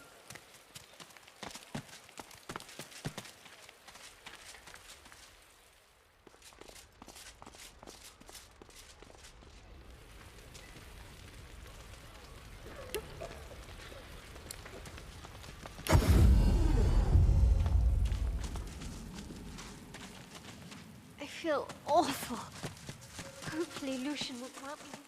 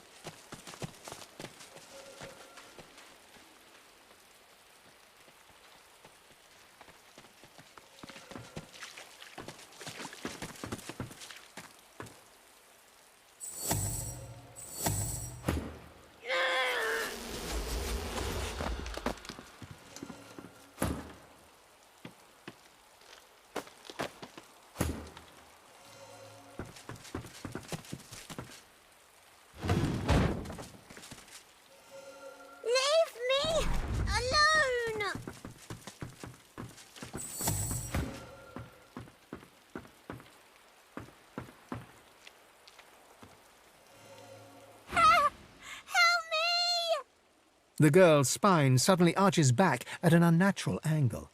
A squeal of distress morphs into a deep, throaty chuckle. She straightens and looks at you. Her eyes are black. She is ours. You will not speak to her. You cannot help her.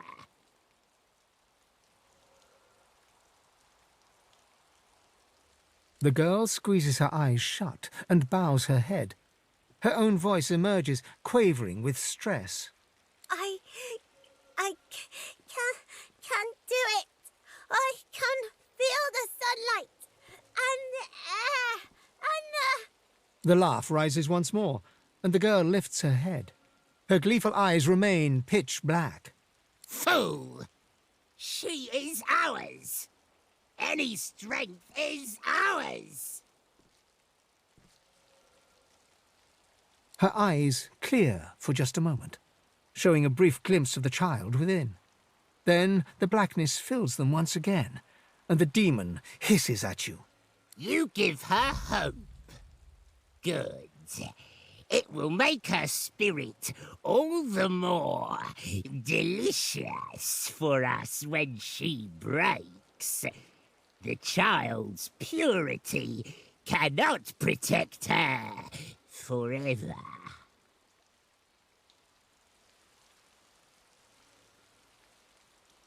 She cannot resist us. She is nothing. She doesn't even have a name. Fool, you're wasting your time.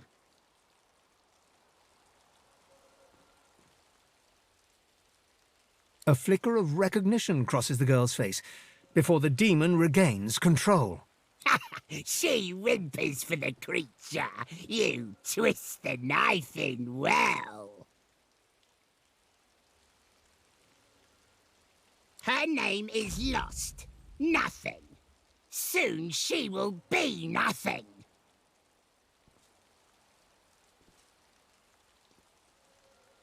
A harsh, rattling laugh. You put too much faith in the girl's spirit. She cannot resist us.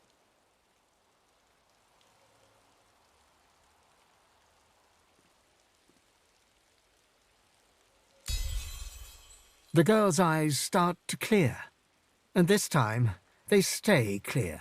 No! No! The child is ours! You will not save her! Ooh.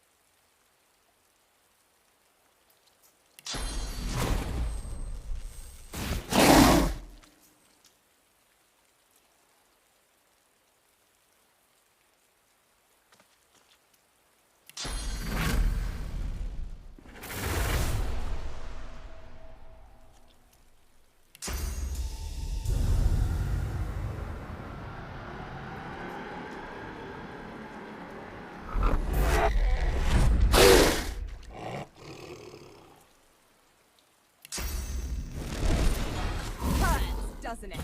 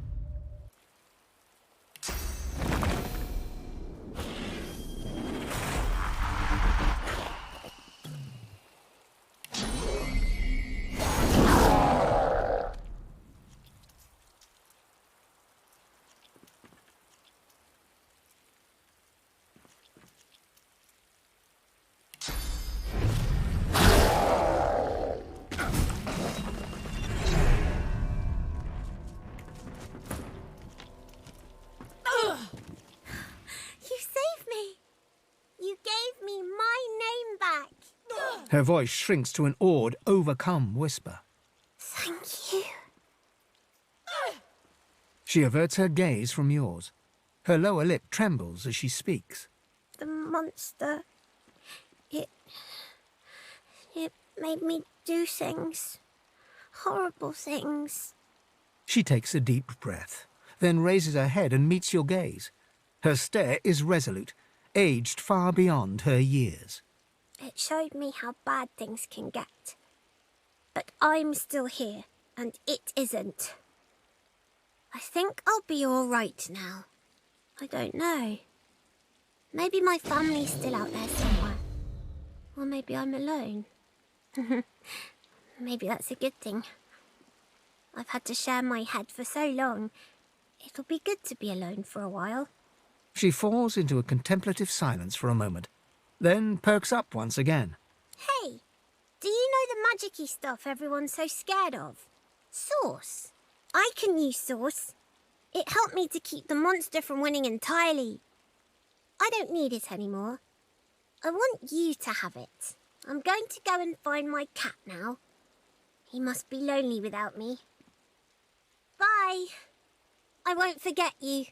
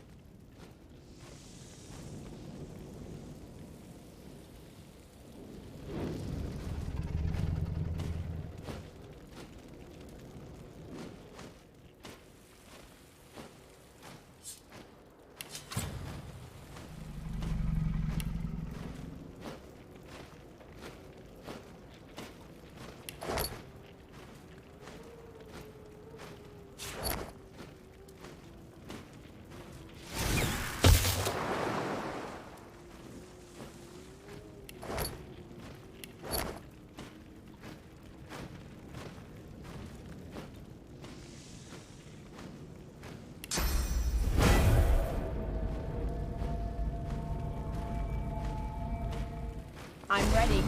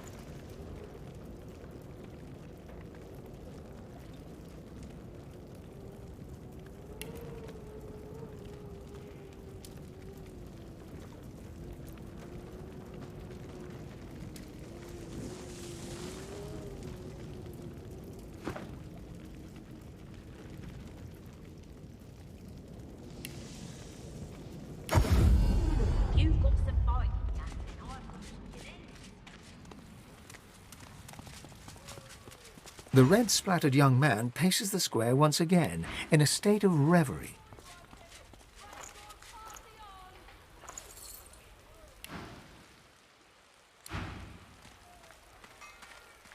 I heard that the paladins killed unarmed magisties. Roll up, don't be shy. We shall train. We shall talk. Hunters, I've got the wares you need.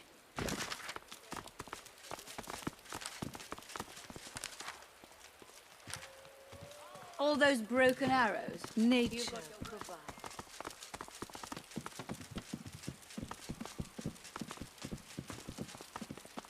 have the trust of Lord Ahu. Show that you deserve it. Are we going?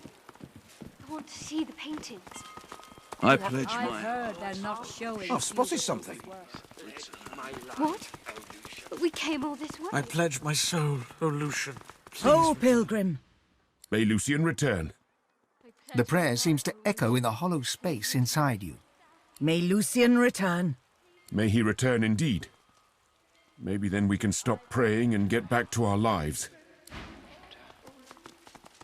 I pledge my soul, my life. Oh, Lucian, please return. Greetings. Have you come to join us in the endless prayer? Or do you wish to walk the path of blood? Lucian's day wouldn't be the same without the faithful gathering to petition for his return. The more voices that join our cry, the better. Ah, the path of blood is a more advanced form of pilgrimage. I would not advise it unless you believe yourself to be free from sin. And trust me, none are free from sin. The path of blood ends in death for those who attempt it. Consider yourself warned. I pledge my life. It was Lord Ahu's creation. He is the crypt's keeper, of course, and oversaw the construction himself. He couldn't have done it without the help of Sanders, though. Quite a talent for engineering, that one. Spends most of his time tinkering with toys nowadays. Such a pity. But that's the price you pay for genius, I suppose. Please return. Hey, me first! Divine Lucian. Take my blood. Tell me I am pure.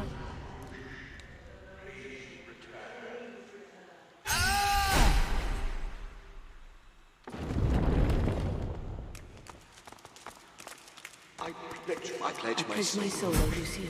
Please return. Something closed the door. There, a switch. There, a switch. A switch. There's a curious-looking panel discreetly nestled upon the wall. Upon it is a lone button. There's a slot in the center of the button. It looks like something should be placed in it. The amulet fits the slot perfectly. The mechanisms around it begin to glow with source.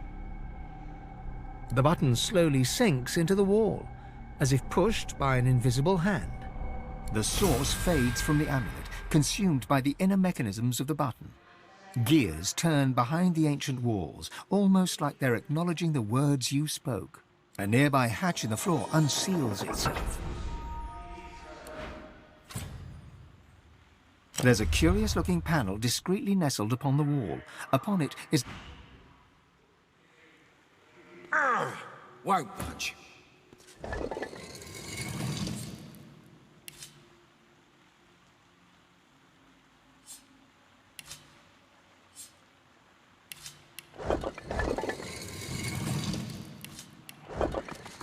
Looking at this, I'd say we're close to Lucian's body.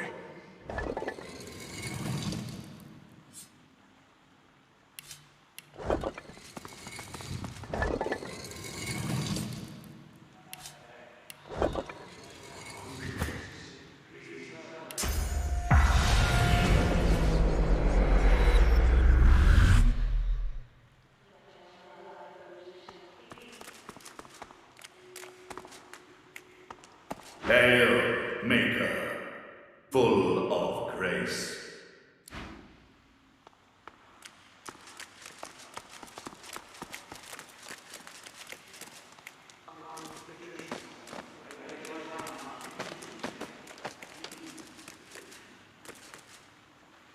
pledge my heart, oh Lucian. Please return. Oh, Lucian, please return. I pledge my life. I pledge my life, O Lucian. Please return.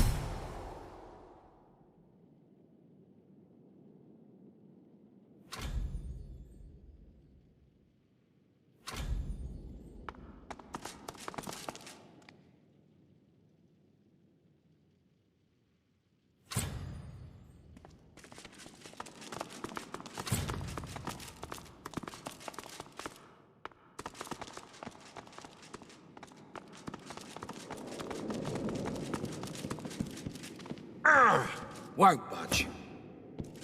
No sign of Lucian's body. Has Dallas beaten us here?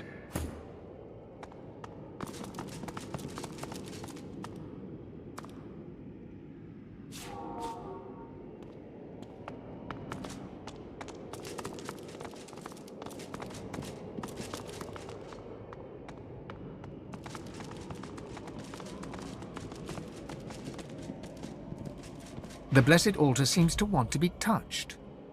The altar seems to respond. Beyond it, something creaks, as if the pipework was moving. The sound comes from beyond the altar, but also echoes and gurgles behind. A blessed stone altar. The cool stone seems to beg to be touched. In the pit beyond, things move once more, as if returning to their original position. Then the mechanism rests. Behind you, the sound echoes away. A blessed stone altar. The cool stone seems to beg to be touched. In the space beyond the altar, the pipework shifts.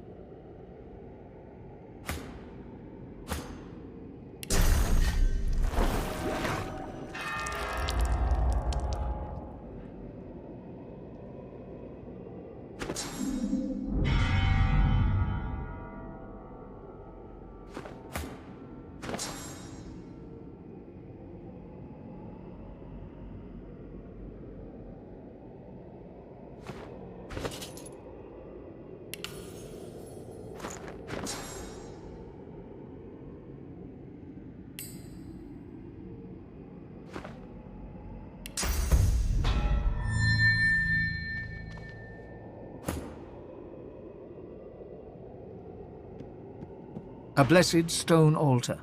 The cool in the space beyond the altar,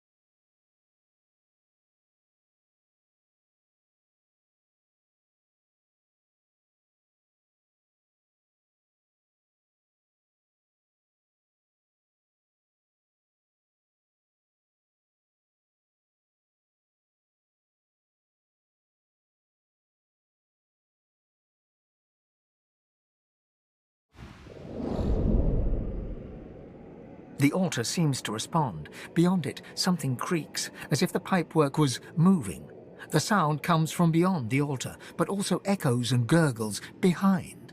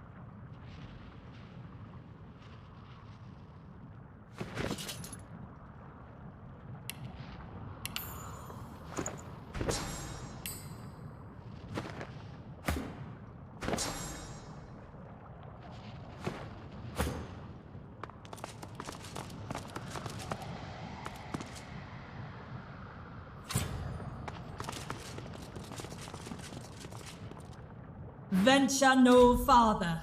Only death lies beyond. Blood need not be spilled. Bones need not be broken. Preserve thyself and flee. To cross this threshold is to plunge into thy grave. Do not decide in haste. Very well. Embrace thy fate.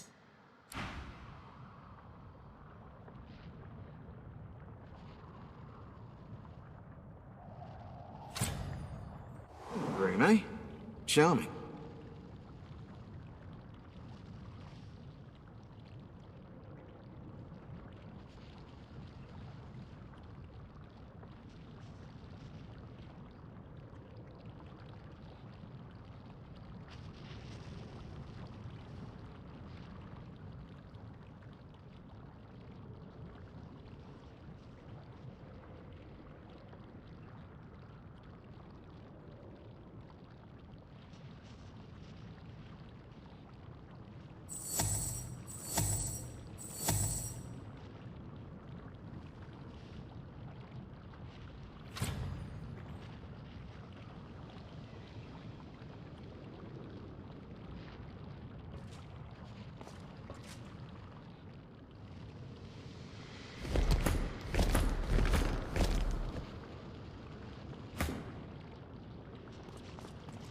Careful now.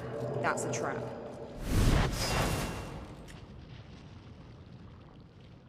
Moving to rapid descent cranial disruptor.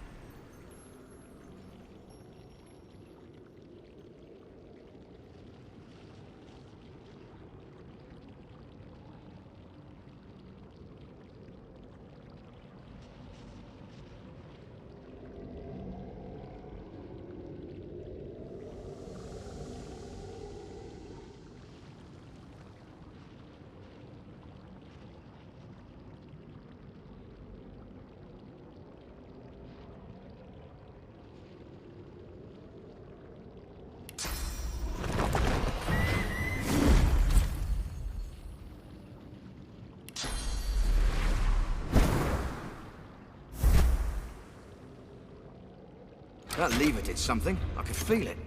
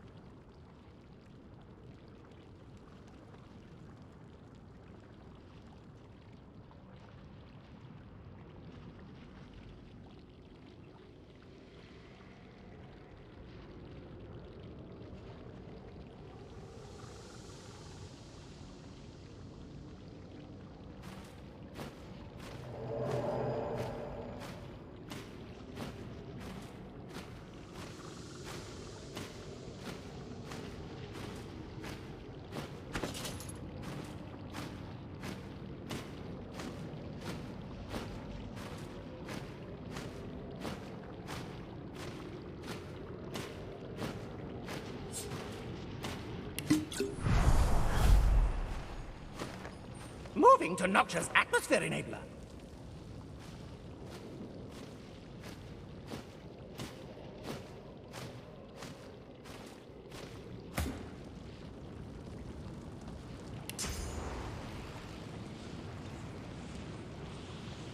Prepare yourself.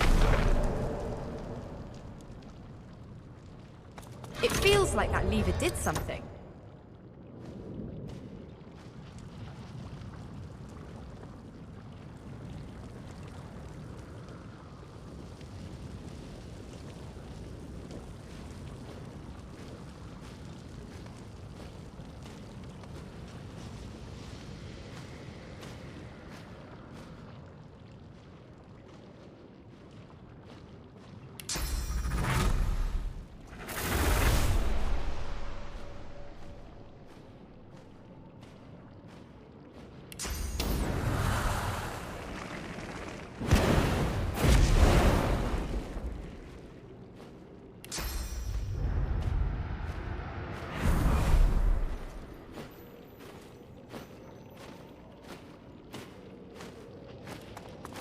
Something happened, I think.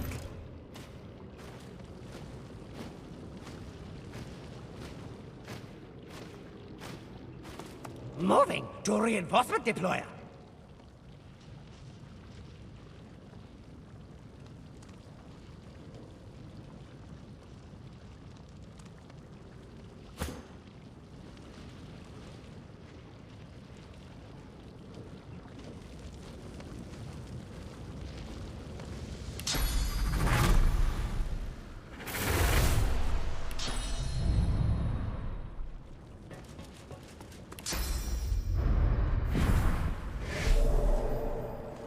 It worked. I heard gears moving.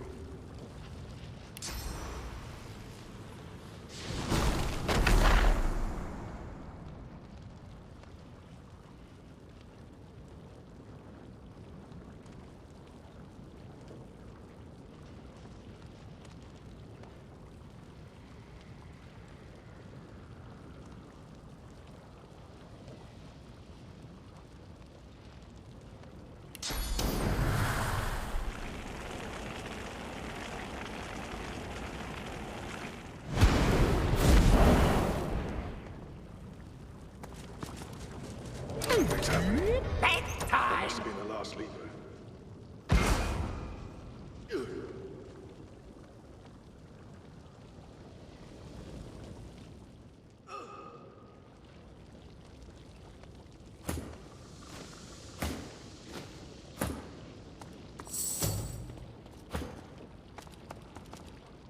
Careful now. That's the trap.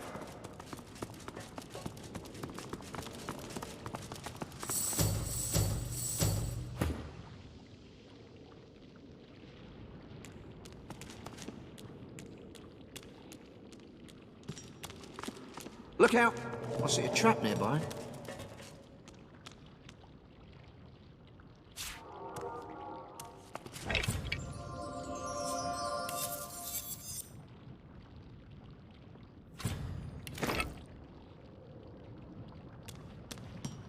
Look out!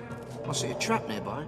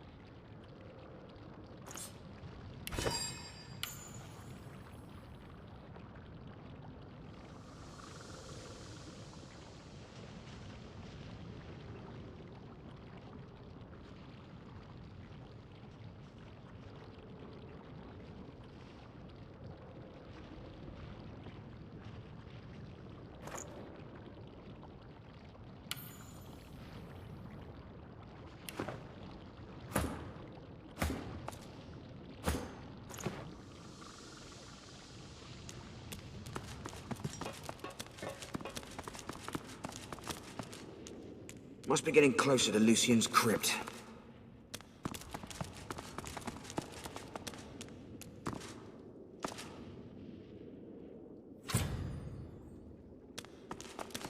The truth hangs heavy upon the air itself, unspoken. This is the point of no return. Somewhere beyond this point, you shall be undone, or you shall ascend. There is no middle ground.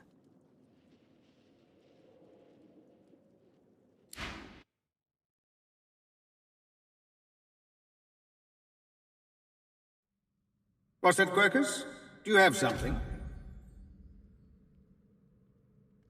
My goodness. Here we are, Quercus. This is it. What do you mean, Quercus? Of course I'm prepared. I have my noble steed below me, and my trusted shield beside me. What more could I need? His whiskers crack into a mischievous smile. And I may have cracked the spell that will stop the great acorn in its furious tracks, if that's what you mean. That's right, Quercus. We've done it! Sir Laura turns to you, his beady eyes shining with pride. I owe you an apology, Shield. At the start of our journey, I wouldn't have believed a lizard would lead me to the discovery that would save us all. But I see now that my prejudice was foolish. Without you, Quercus and I might still be stuck on that abominable prison island. Now here I am. Here we are, on the brink of saving the world. Indeed, Quercus and I will find an advantageous location and do just that. Meanwhile, you must prevent the servants of the Acorn from interrupting us. Sir Laura takes a slow, deep breath and lets it out in a rush. You feel it, don't you? It's so still, but there's something behind it, too, like a thunderclap waiting to fall. The great Acorn is nearly here. Its servants are poised for impact. We've known this moment would come. Now it is time to put my research to the test. I am ready. Quercus is ready. And you, Shield? Sir Laura nods in return and grabs your pinky with his tiny paw. He gives it a decisive shake, then salutes. No matter what happens next, Shield, there's something Quercus and I want you to know. It has been an honor. Now, onward!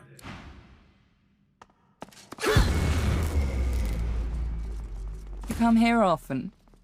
I don't know what you did, but you just released a source flood. I thought I'd come and see what all the fuss was about. Should have known you were getting yourself into trouble. Looks like the big moment has finally arrived. I will do everything I can to support you, Godwoken. I will pray for you. I think you'll need it. Don't underestimate the power of true prayer. This is a place of incredible power where a single prayer holds the weight of thousands. Your heart and soul will fill as quickly as they're drained. Consider it a taste of your divine future. The people will pray for you. In turn, they'll trust you to do right by them, as I'm trusting you to do now.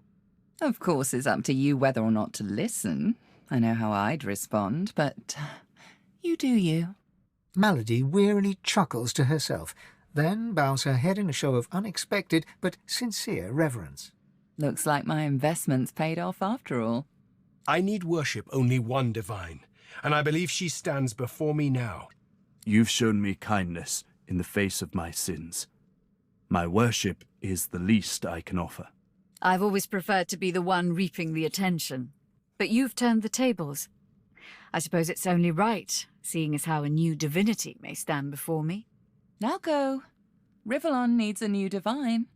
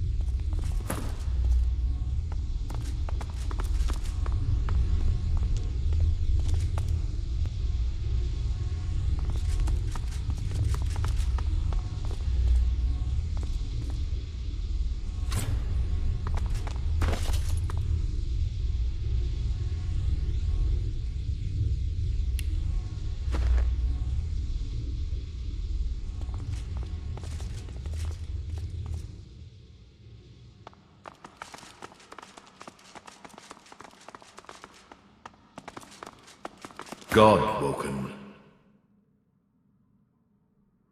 Dallis told me about you. You must be as hard as diamonds, and twice as bright, to have come so far.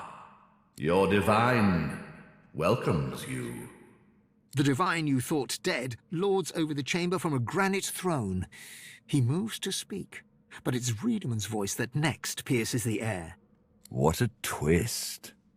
Lucian frowns at Wiedemann, then bestows a benevolent smile upon you. All that you know of him flashes across the panorama of your mind.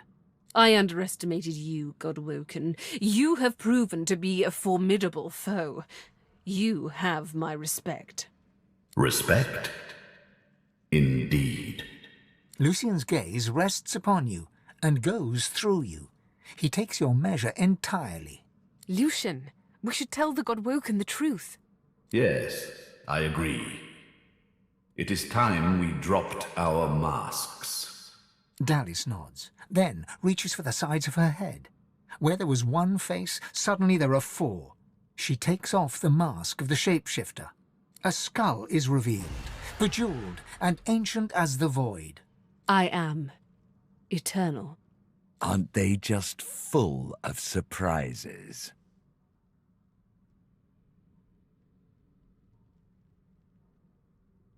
Fear not, Godwoken. Dallis is on the side of all that is good. She is helping me rid Rivellon of the influence of the Source. Listen to her. I shall tell you the tale as I told it to Lucian. Long ago, the scholar Fane discovered that the veil between the world and the void was made of Source. Our 7 lords desired this power. Of course. Silence, slave. Our king forbade the 7 to reach for this power, but they didn't listen. Instead, they rebelled and sent the king and his people into the void. With the Source they stole from the veil. The 7 created the races so they would have worshippers.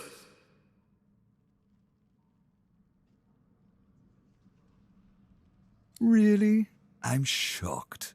Shut your mouth, Godwoken. I tell you the truth. I seek vengeance against the king and against the 7. There is more, but she hesitates to share it. Then she decides that she must. I was a child when the God King tore my family apart. I was purged of Source and left to rot in a putrid tomb. A child. It was hell. A hell I suffered for the sins of my father. He was the one that betrayed the God King. He was the one that told the 7 the secrets of the veil. The cruel joke of it all is that the same tomb that housed my tortured body is what sheltered me from the void. Few Eternals escaped that fate. Myself, my mother, and my father, the scholar Fane. But now I finally have revenge. Revenge on the 7 and the God King. Revenge for what they took from me. My life. My people. My mother! The hammer's voice falters and her coolness vanishes. Every crack and rasp betrays her grief. But her next words burn not with sadness, but anger. He never even looked for me. He never even looked for her! Dallis, control yourself. Our purpose transcends your personal wounds. Yes. You are right. Dallas's reasons weren't mine to question. All that ever mattered to me was peace. Peace for Rivellon. Peace for me, whatever the means. And now, we are on the precipice.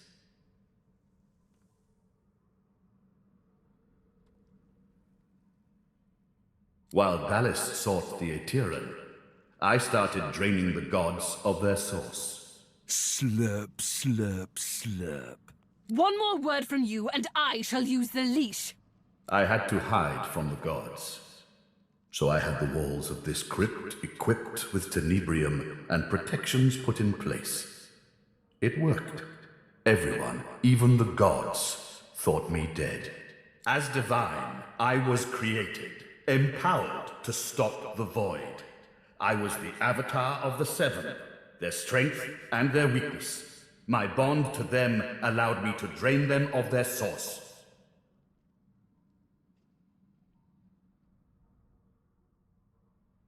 Yes, in a sense. When the death fog was unleashed, many elves died. With fewer elves to worship him, Teosendilius weakened. This gave the God King his first real foothold back in the world.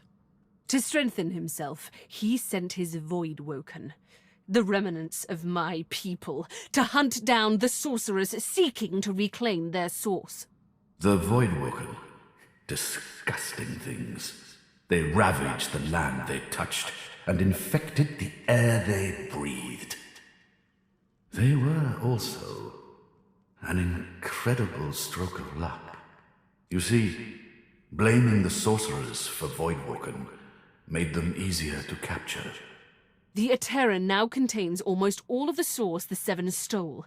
Soon, we will be able to heal the Veil. The void shall be banished, and I, Lucian the Divine, shall return from the dead. A false divine, of course. I shall have no power, but the world will not know this. I shall demand peace, and we shall have it. The plan is almost complete. We have made so many sacrifices, Godwoken. All of us. Of ourselves and those we love. One last sacrifice is required. For the future of Rivellon, you must surrender your source. Decide. Be the true hero and give up your source, or be forced to submit. Like a coward. Like a slave. There is no other way. The source of the world is required to close the veil. All of the source. We only lack yours.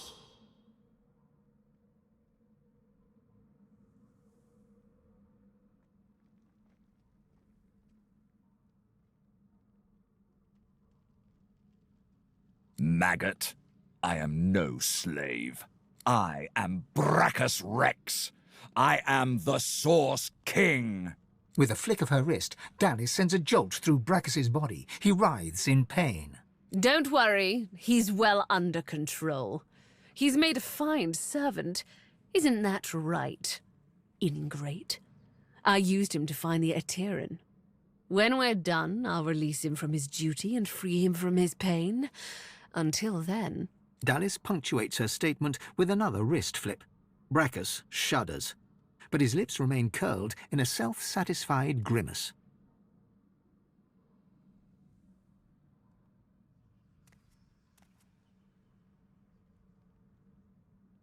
Evil? Yes, I suppose he is. I imagine you think the same of me. Go on. Call me what you like.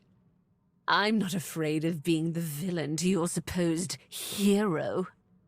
I'm not nice. I'm just right.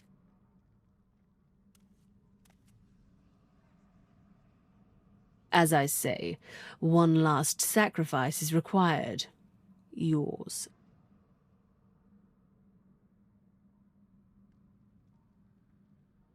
We already had more than enough Godwoken.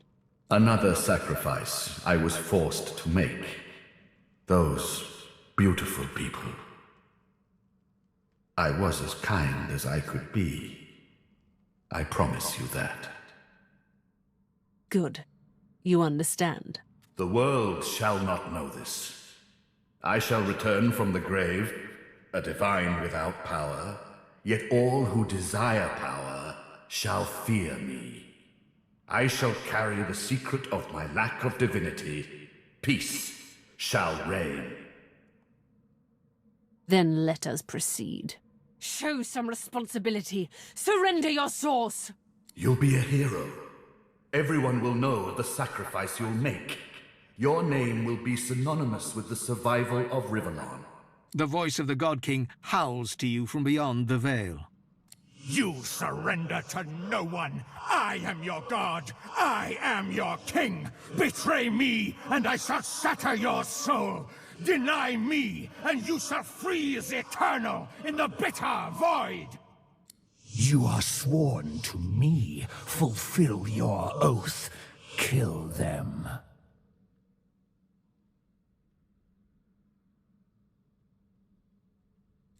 You swore! You swore! You took my favor and now you refuse to repay it! Oathbreaker! How can you survive in a world where you have severed all bonds? You are no more than a heretic! Godwoken, you know what you must do.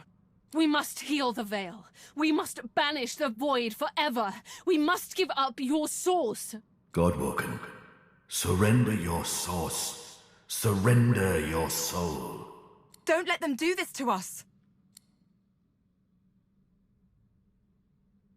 But our souls? There has to be another way. No! Never! I understand. Sacrifice takes courage, but I shall help you. Though it pains me, your sacrifice shall be made for you, Dallas. I'm sorry. You've come such a long way, but there is too much at stake. This is the end.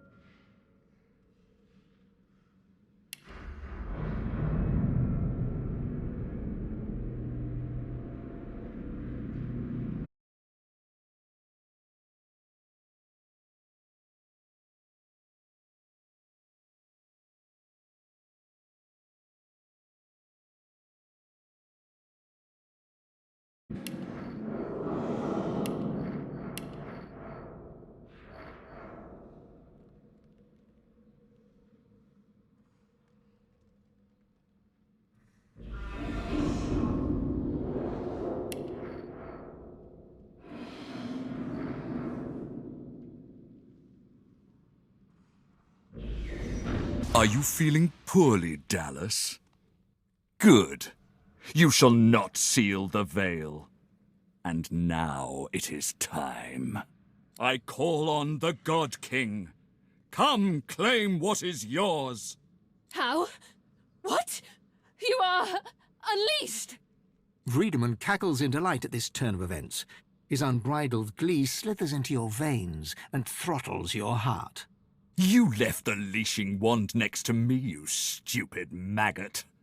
So accustomed had you become to me pretending to be your slave.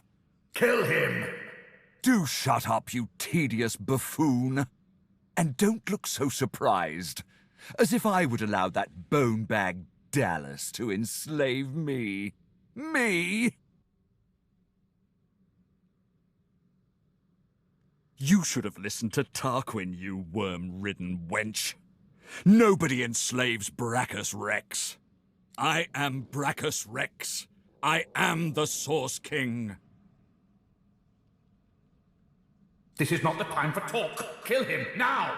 Too late, you mouldering, blight-stained pigs. Grant me power, my ally. God King, I call on you.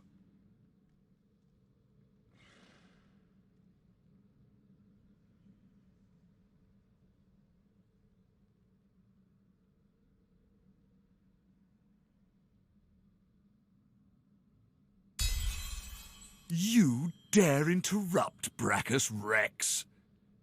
How novel. Who are you to challenge the Source King?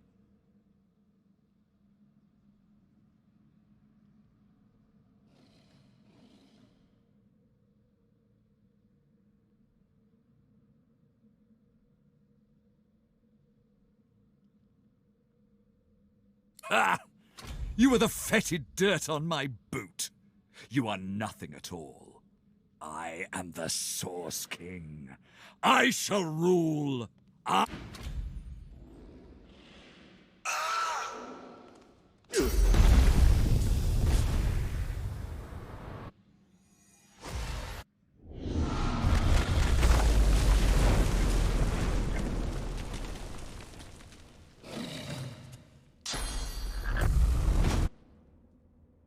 The God King hears my call. He sends a companion worthy of my power. Come to your father. Come to the Source King.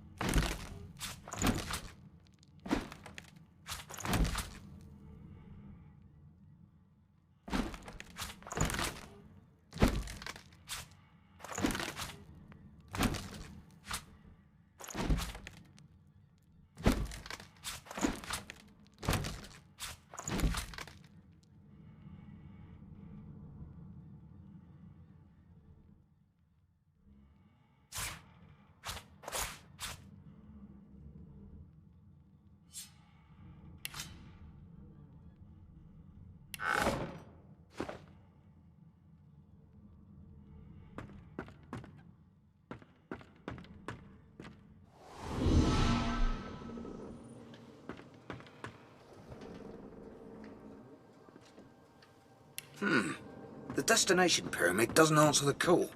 Is something blocking it?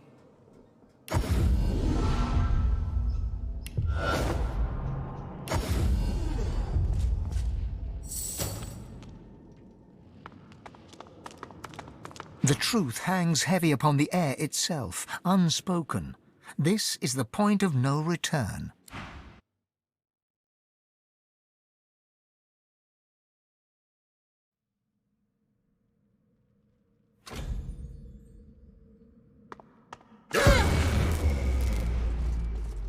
I come here often.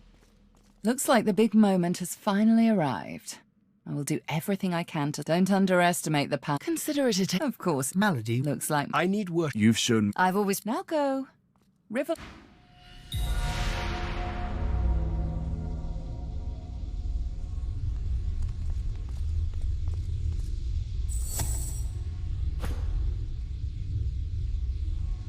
My goodness. What do you mean? His Sir Lord. Now, here I am. Here, indeed. Sir Lord. You feel it, don't you? It's the great acorn we've known. I, Quercus, and you, Shield? Sir Laura nods in. No matter what it has. Now!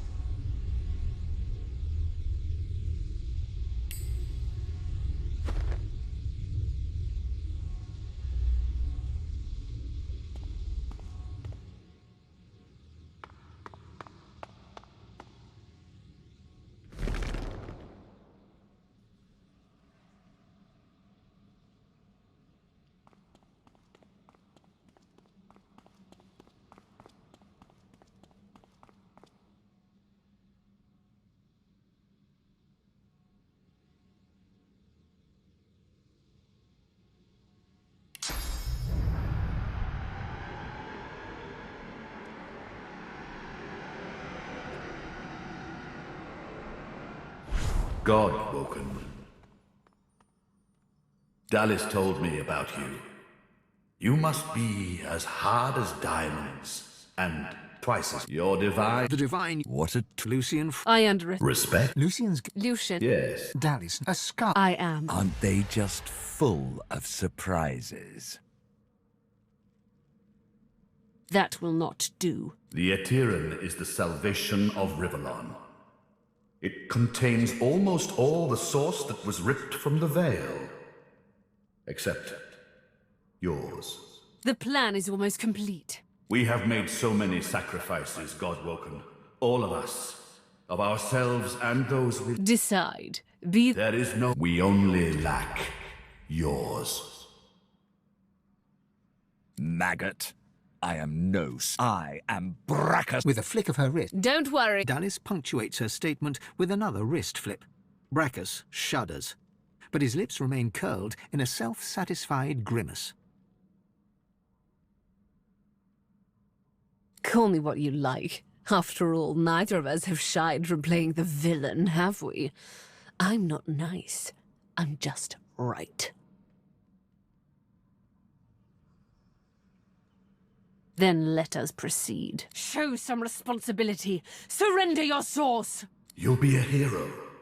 Everyone will know of the sacrifice you'll make.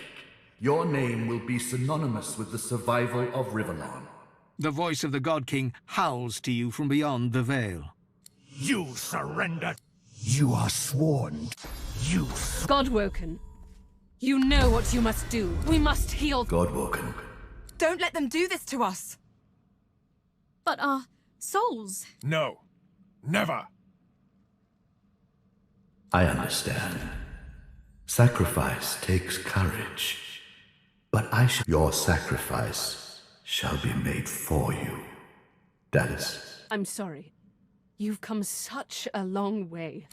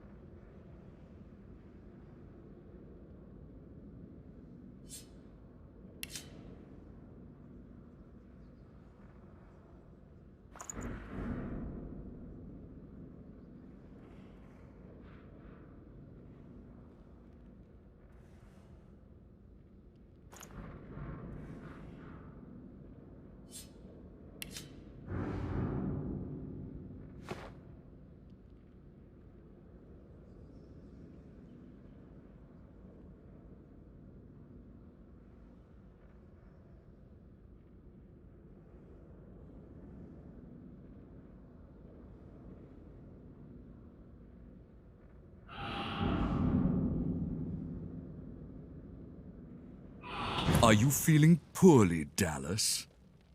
Good. You shall not seal the veil. And now I call on the... How? What? You are... Friedemann cackles in delight at this. You left the... Kill him! Do shut up, you tedious buffoon. And don't look so surprised. As if I would allow that... This is not the time for talk. Kill him! Too late, you mouldering, blight-stained pigs. Grant me power, my ally. God King, I call on you.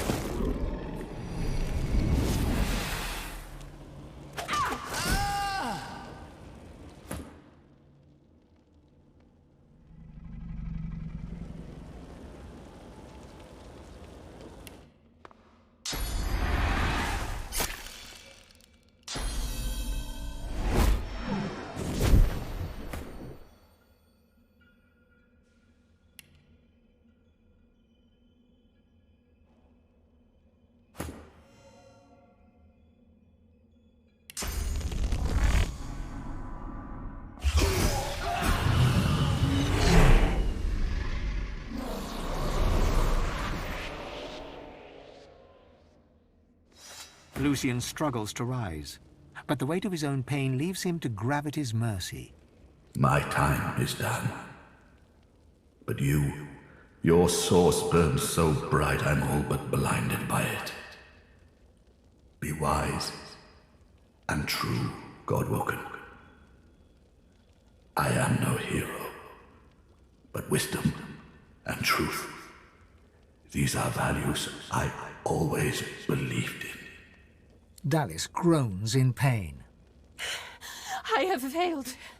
The future of all that is rests on your shoulders. This is it. I can hardly believe it. She casts her gaze around the crypt in awe.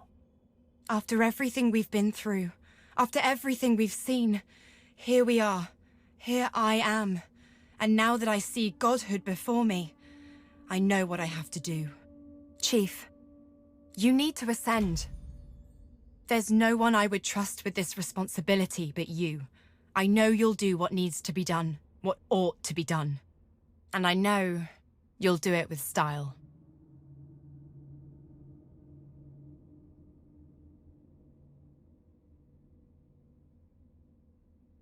Ha! They'll never know what hit them. Now go on, shoo. You've got business to attend to. You think back on your journey here, on all that you have seen and done. You think of the Magisters, and the sorcerers they hunted, and of the good and the evil on both sides. You think of how the Eternals came as Voidwoken to reclaim their stolen world. You look at the source around you. The power is immense. Divinity at your fingertips. You think of what you could do with such power. The rights you'd wrong, the wars you'd win. You marvel at your journey and how it has changed you. You think of those you left behind, and of those you met along the way, who stood by you or against you. It's time to choose your fate, and the fate of all you hold dear. What shall it be? Shall you be divine? After all that you have been through, and all that you have done, all that you have become, the Aeteran lies in front of you. Divinity is yours to take.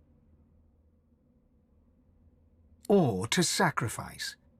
What you do next decides your own fate and the future of the world. What shall you do with divinity?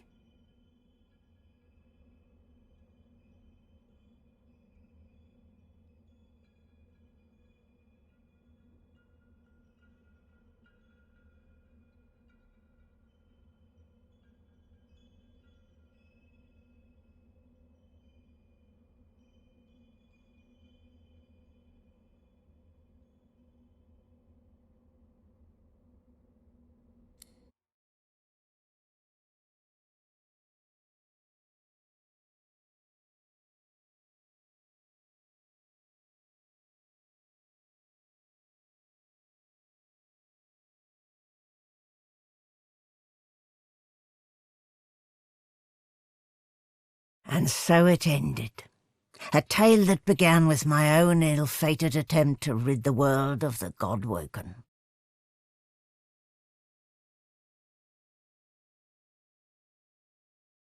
A new divine rose, a true heir to the Seven, more powerful than ever, and united Rivellon in its battle against the Void. All across the realm he was loved, worshipped and adored. Humans, lizards, elves and dwarves all rallied to his banner. The great allegiance stood once more, but the war continued. From the depths of the Void, the God King still sought to return. As for me, my last hope of ever being freed of the God King's terrible tyranny faded when the Godwoken claimed divinity. An eternity of pain and suffering is mine. I cling now to the dream that one day the veil will be sealed, that one day I can be freed, that one day a new Godwoken will rise.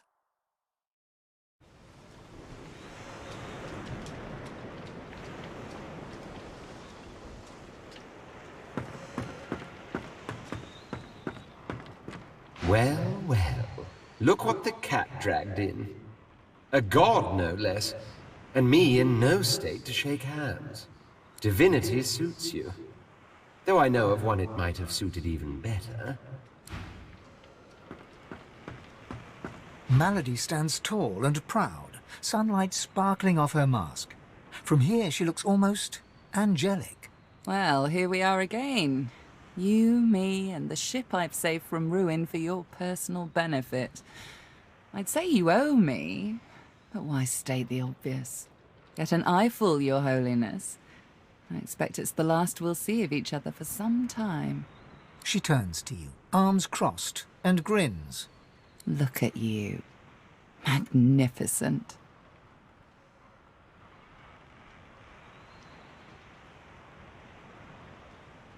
The same way I do everything, of course. Demonic guile. She fingers the mask, covering her face. For a moment, it seems as though she's about to remove it. But instead, she places a hand on your shoulder. We've come a long way together. I did my best by you all the way. I sacrificed much. And I'd give even more to see you become exactly what you've become. Soon, I'd like to have a little chat about something you can do for me. But I believe that can wait. Relax. Enjoy. I certainly plan to do the same. Oh, I don't know, around and about. Treat myself to some mead, a lover or 300. I'd say we've earned it. And when the time comes, I'll come find you. Your Holiness.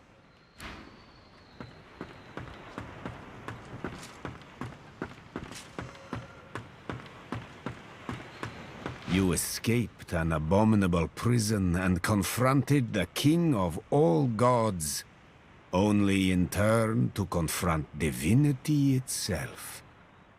A rather poetic arc, don't you think?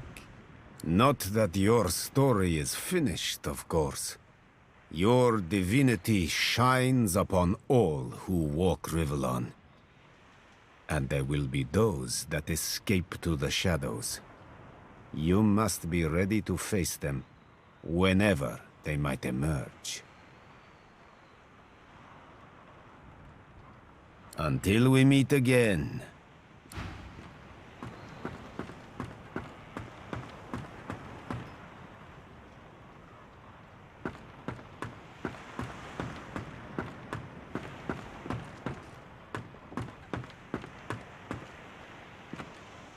I've never been fond of what the Divine stands for, but I must say, it's rather exciting to say I've been up close and personal with one.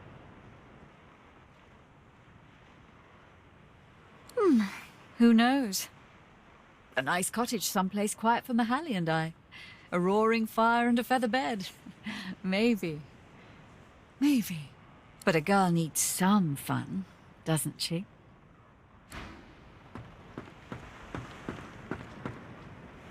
Oh my, you! Look who it is! Our brand new Lord and Saviour. She curtsies low and looks up at you with a grin. So, what's your first order of business? End world hunger? Instigate world peace? Send all spiders back to hell where they belong? I don't know if anyone's free of anything, once and for all. But I'm bloody thrilled to be here now. Just me, myself, and you, of course.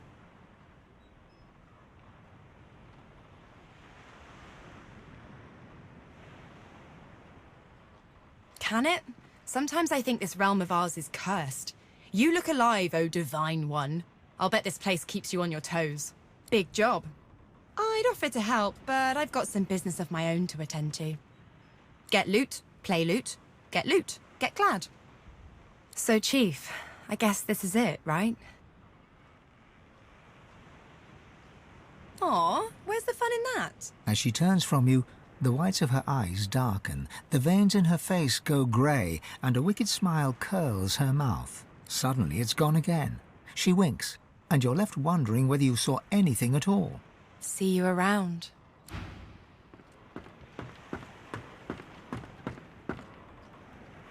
Well, if it isn't the new Divine gracing me with his presence. How honored I am. That is the question, isn't it? How does one top the greatest feat of necromancy ever conceived? I might have the answer to that. Tell me, have you ever heard of Gustafjen? No, of course you wouldn't.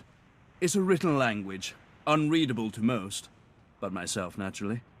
It comes from a mysterious race from another world, beings that feed on minds. I intend to seek them out. This Gustafjan seems to guard portals to their realm, and once I've uncovered one, well, why settle for being the greatest mind in just one world when there's another for the taking?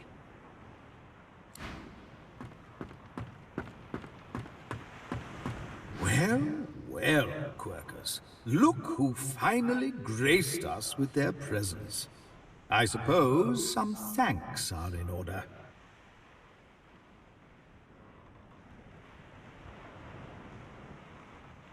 What?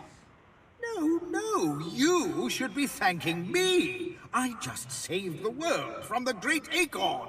You're welcome, by the way. Honestly, Quercus, some creatures have no sense of perspective. A huge grin slowly spreads across the squirrel's small face. Of course, had you not stopped this God King and his lackeys, there would have been very little left for me to save, so... The cat moves forward, twisting around your legs and filling the air with the sound of dry, dusty purring. Ah, Quercus! Please, have a little decorum. This battle is won, my friend, but we still have a war to fight. We've undone the Great Acorn, but the Knights of Dre are still out there. They summoned the Great Acorn once. They will be able to summon it again. We have to destroy their order, once and for all. That is the future Quercus and I have ahead of us. We no longer need a shield. But we are very happy to have a friend.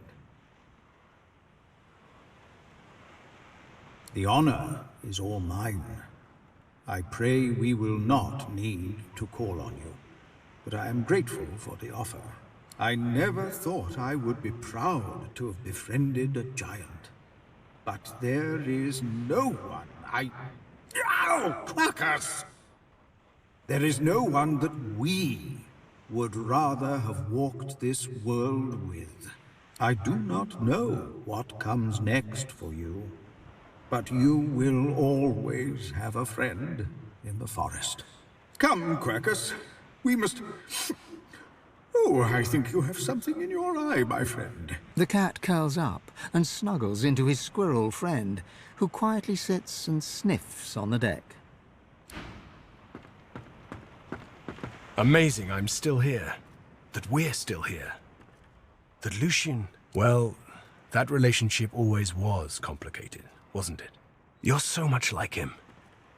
My instincts tell me to kneel to the new divine. I've done so before, after all. But I can't drive myself to do it again. Gareth beams. For the first time, he is his own man. Yet his enthusiasm is not a man's, but a child's. A friend, yes. That I know how to be. For a moment, his mind wanders to memories of friends and enemies, of malady and magisters, of demons and divinity. He is then in the present once more, and smiles at you. Friends. I find a way to fit. I wasn't just content to lurk in Lucian's shadow. I was his shadow. Now I stand in the sun as my own man. I just don't know who that man is. And so I find out. My goal is to have a goal, if that makes sense at all. And if it doesn't, well, that's all I've got.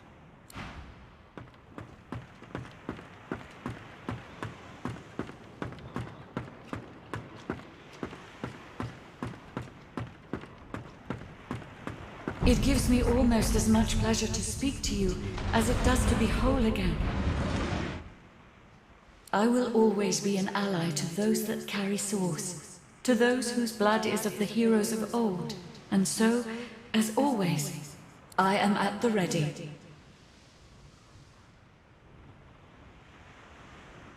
You look out to the endless beyond.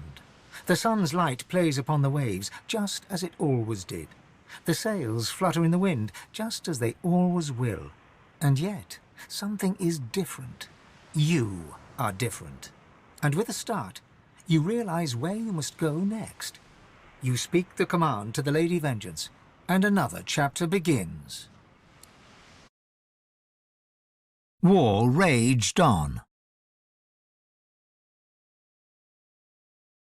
Arx remained the center of power as the races united behind the Divine. But the Voidwoken attacks continued as they did elsewhere. Arx would see many more long years of war.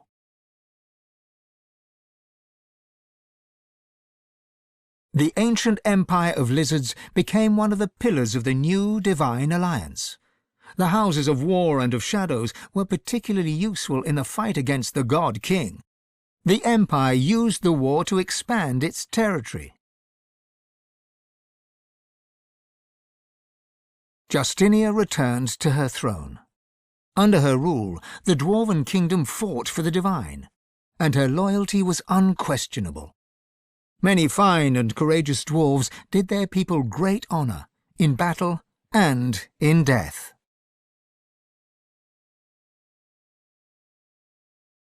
With Lucian gone, the elves reluctantly rejoined the Divine Alliance.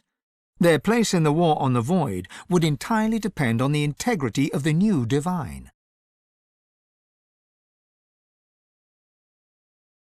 And on the integrity of the elven Godwoken who did not ascend.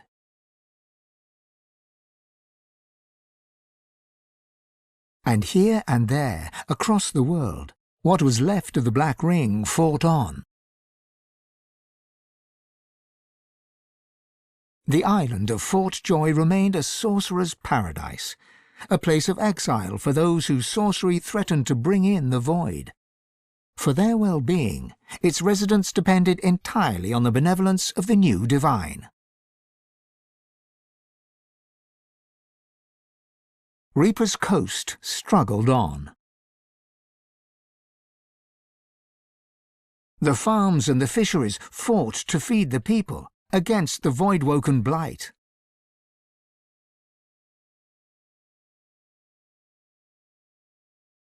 The black pits took fire. The oil there burns still.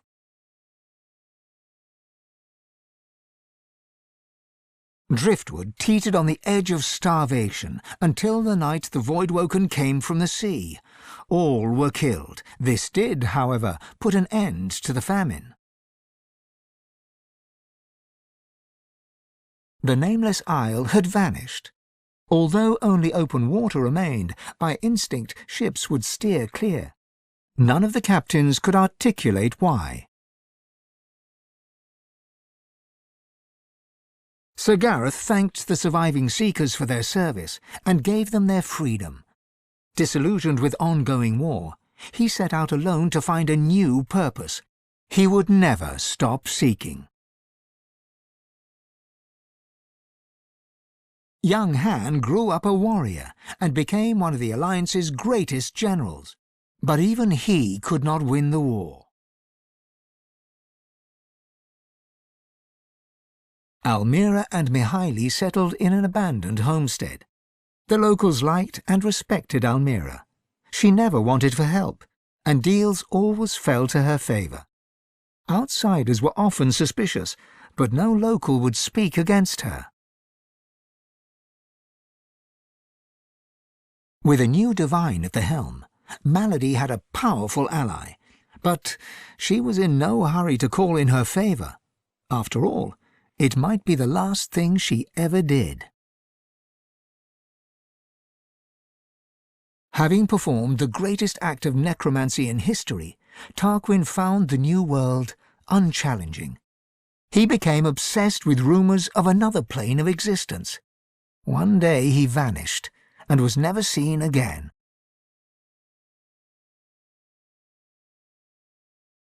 The undead priestess Gratiana remained in her sanctuary, happy to wait for the war to pass. She was troubled only by the silence of her goddess. Jehan the demon hunter never stopped hunting for demons. Sahala sought to strengthen the Elven alliance with the new Divine. Her powers of sight proved useful in the ongoing war against the Void, but she could never be sure that the new Divine trusted her. Tova, her mother, was Sahela's most trusted warrior.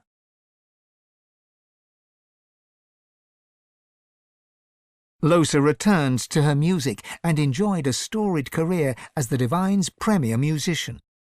Dark moods would still overtake her, and she would spend long hours walking in the wilds. She always returned with a new song. And then there was you.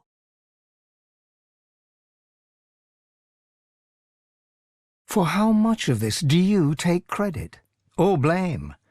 And what kind of divine were you as the world battled on? Did you show mercy or strength? Did you sacrifice others as Lucian had done? Did you regret becoming divine? Should you have given your soul and sealed the veil? Only you know the truth. Only you know if you atone for your sins.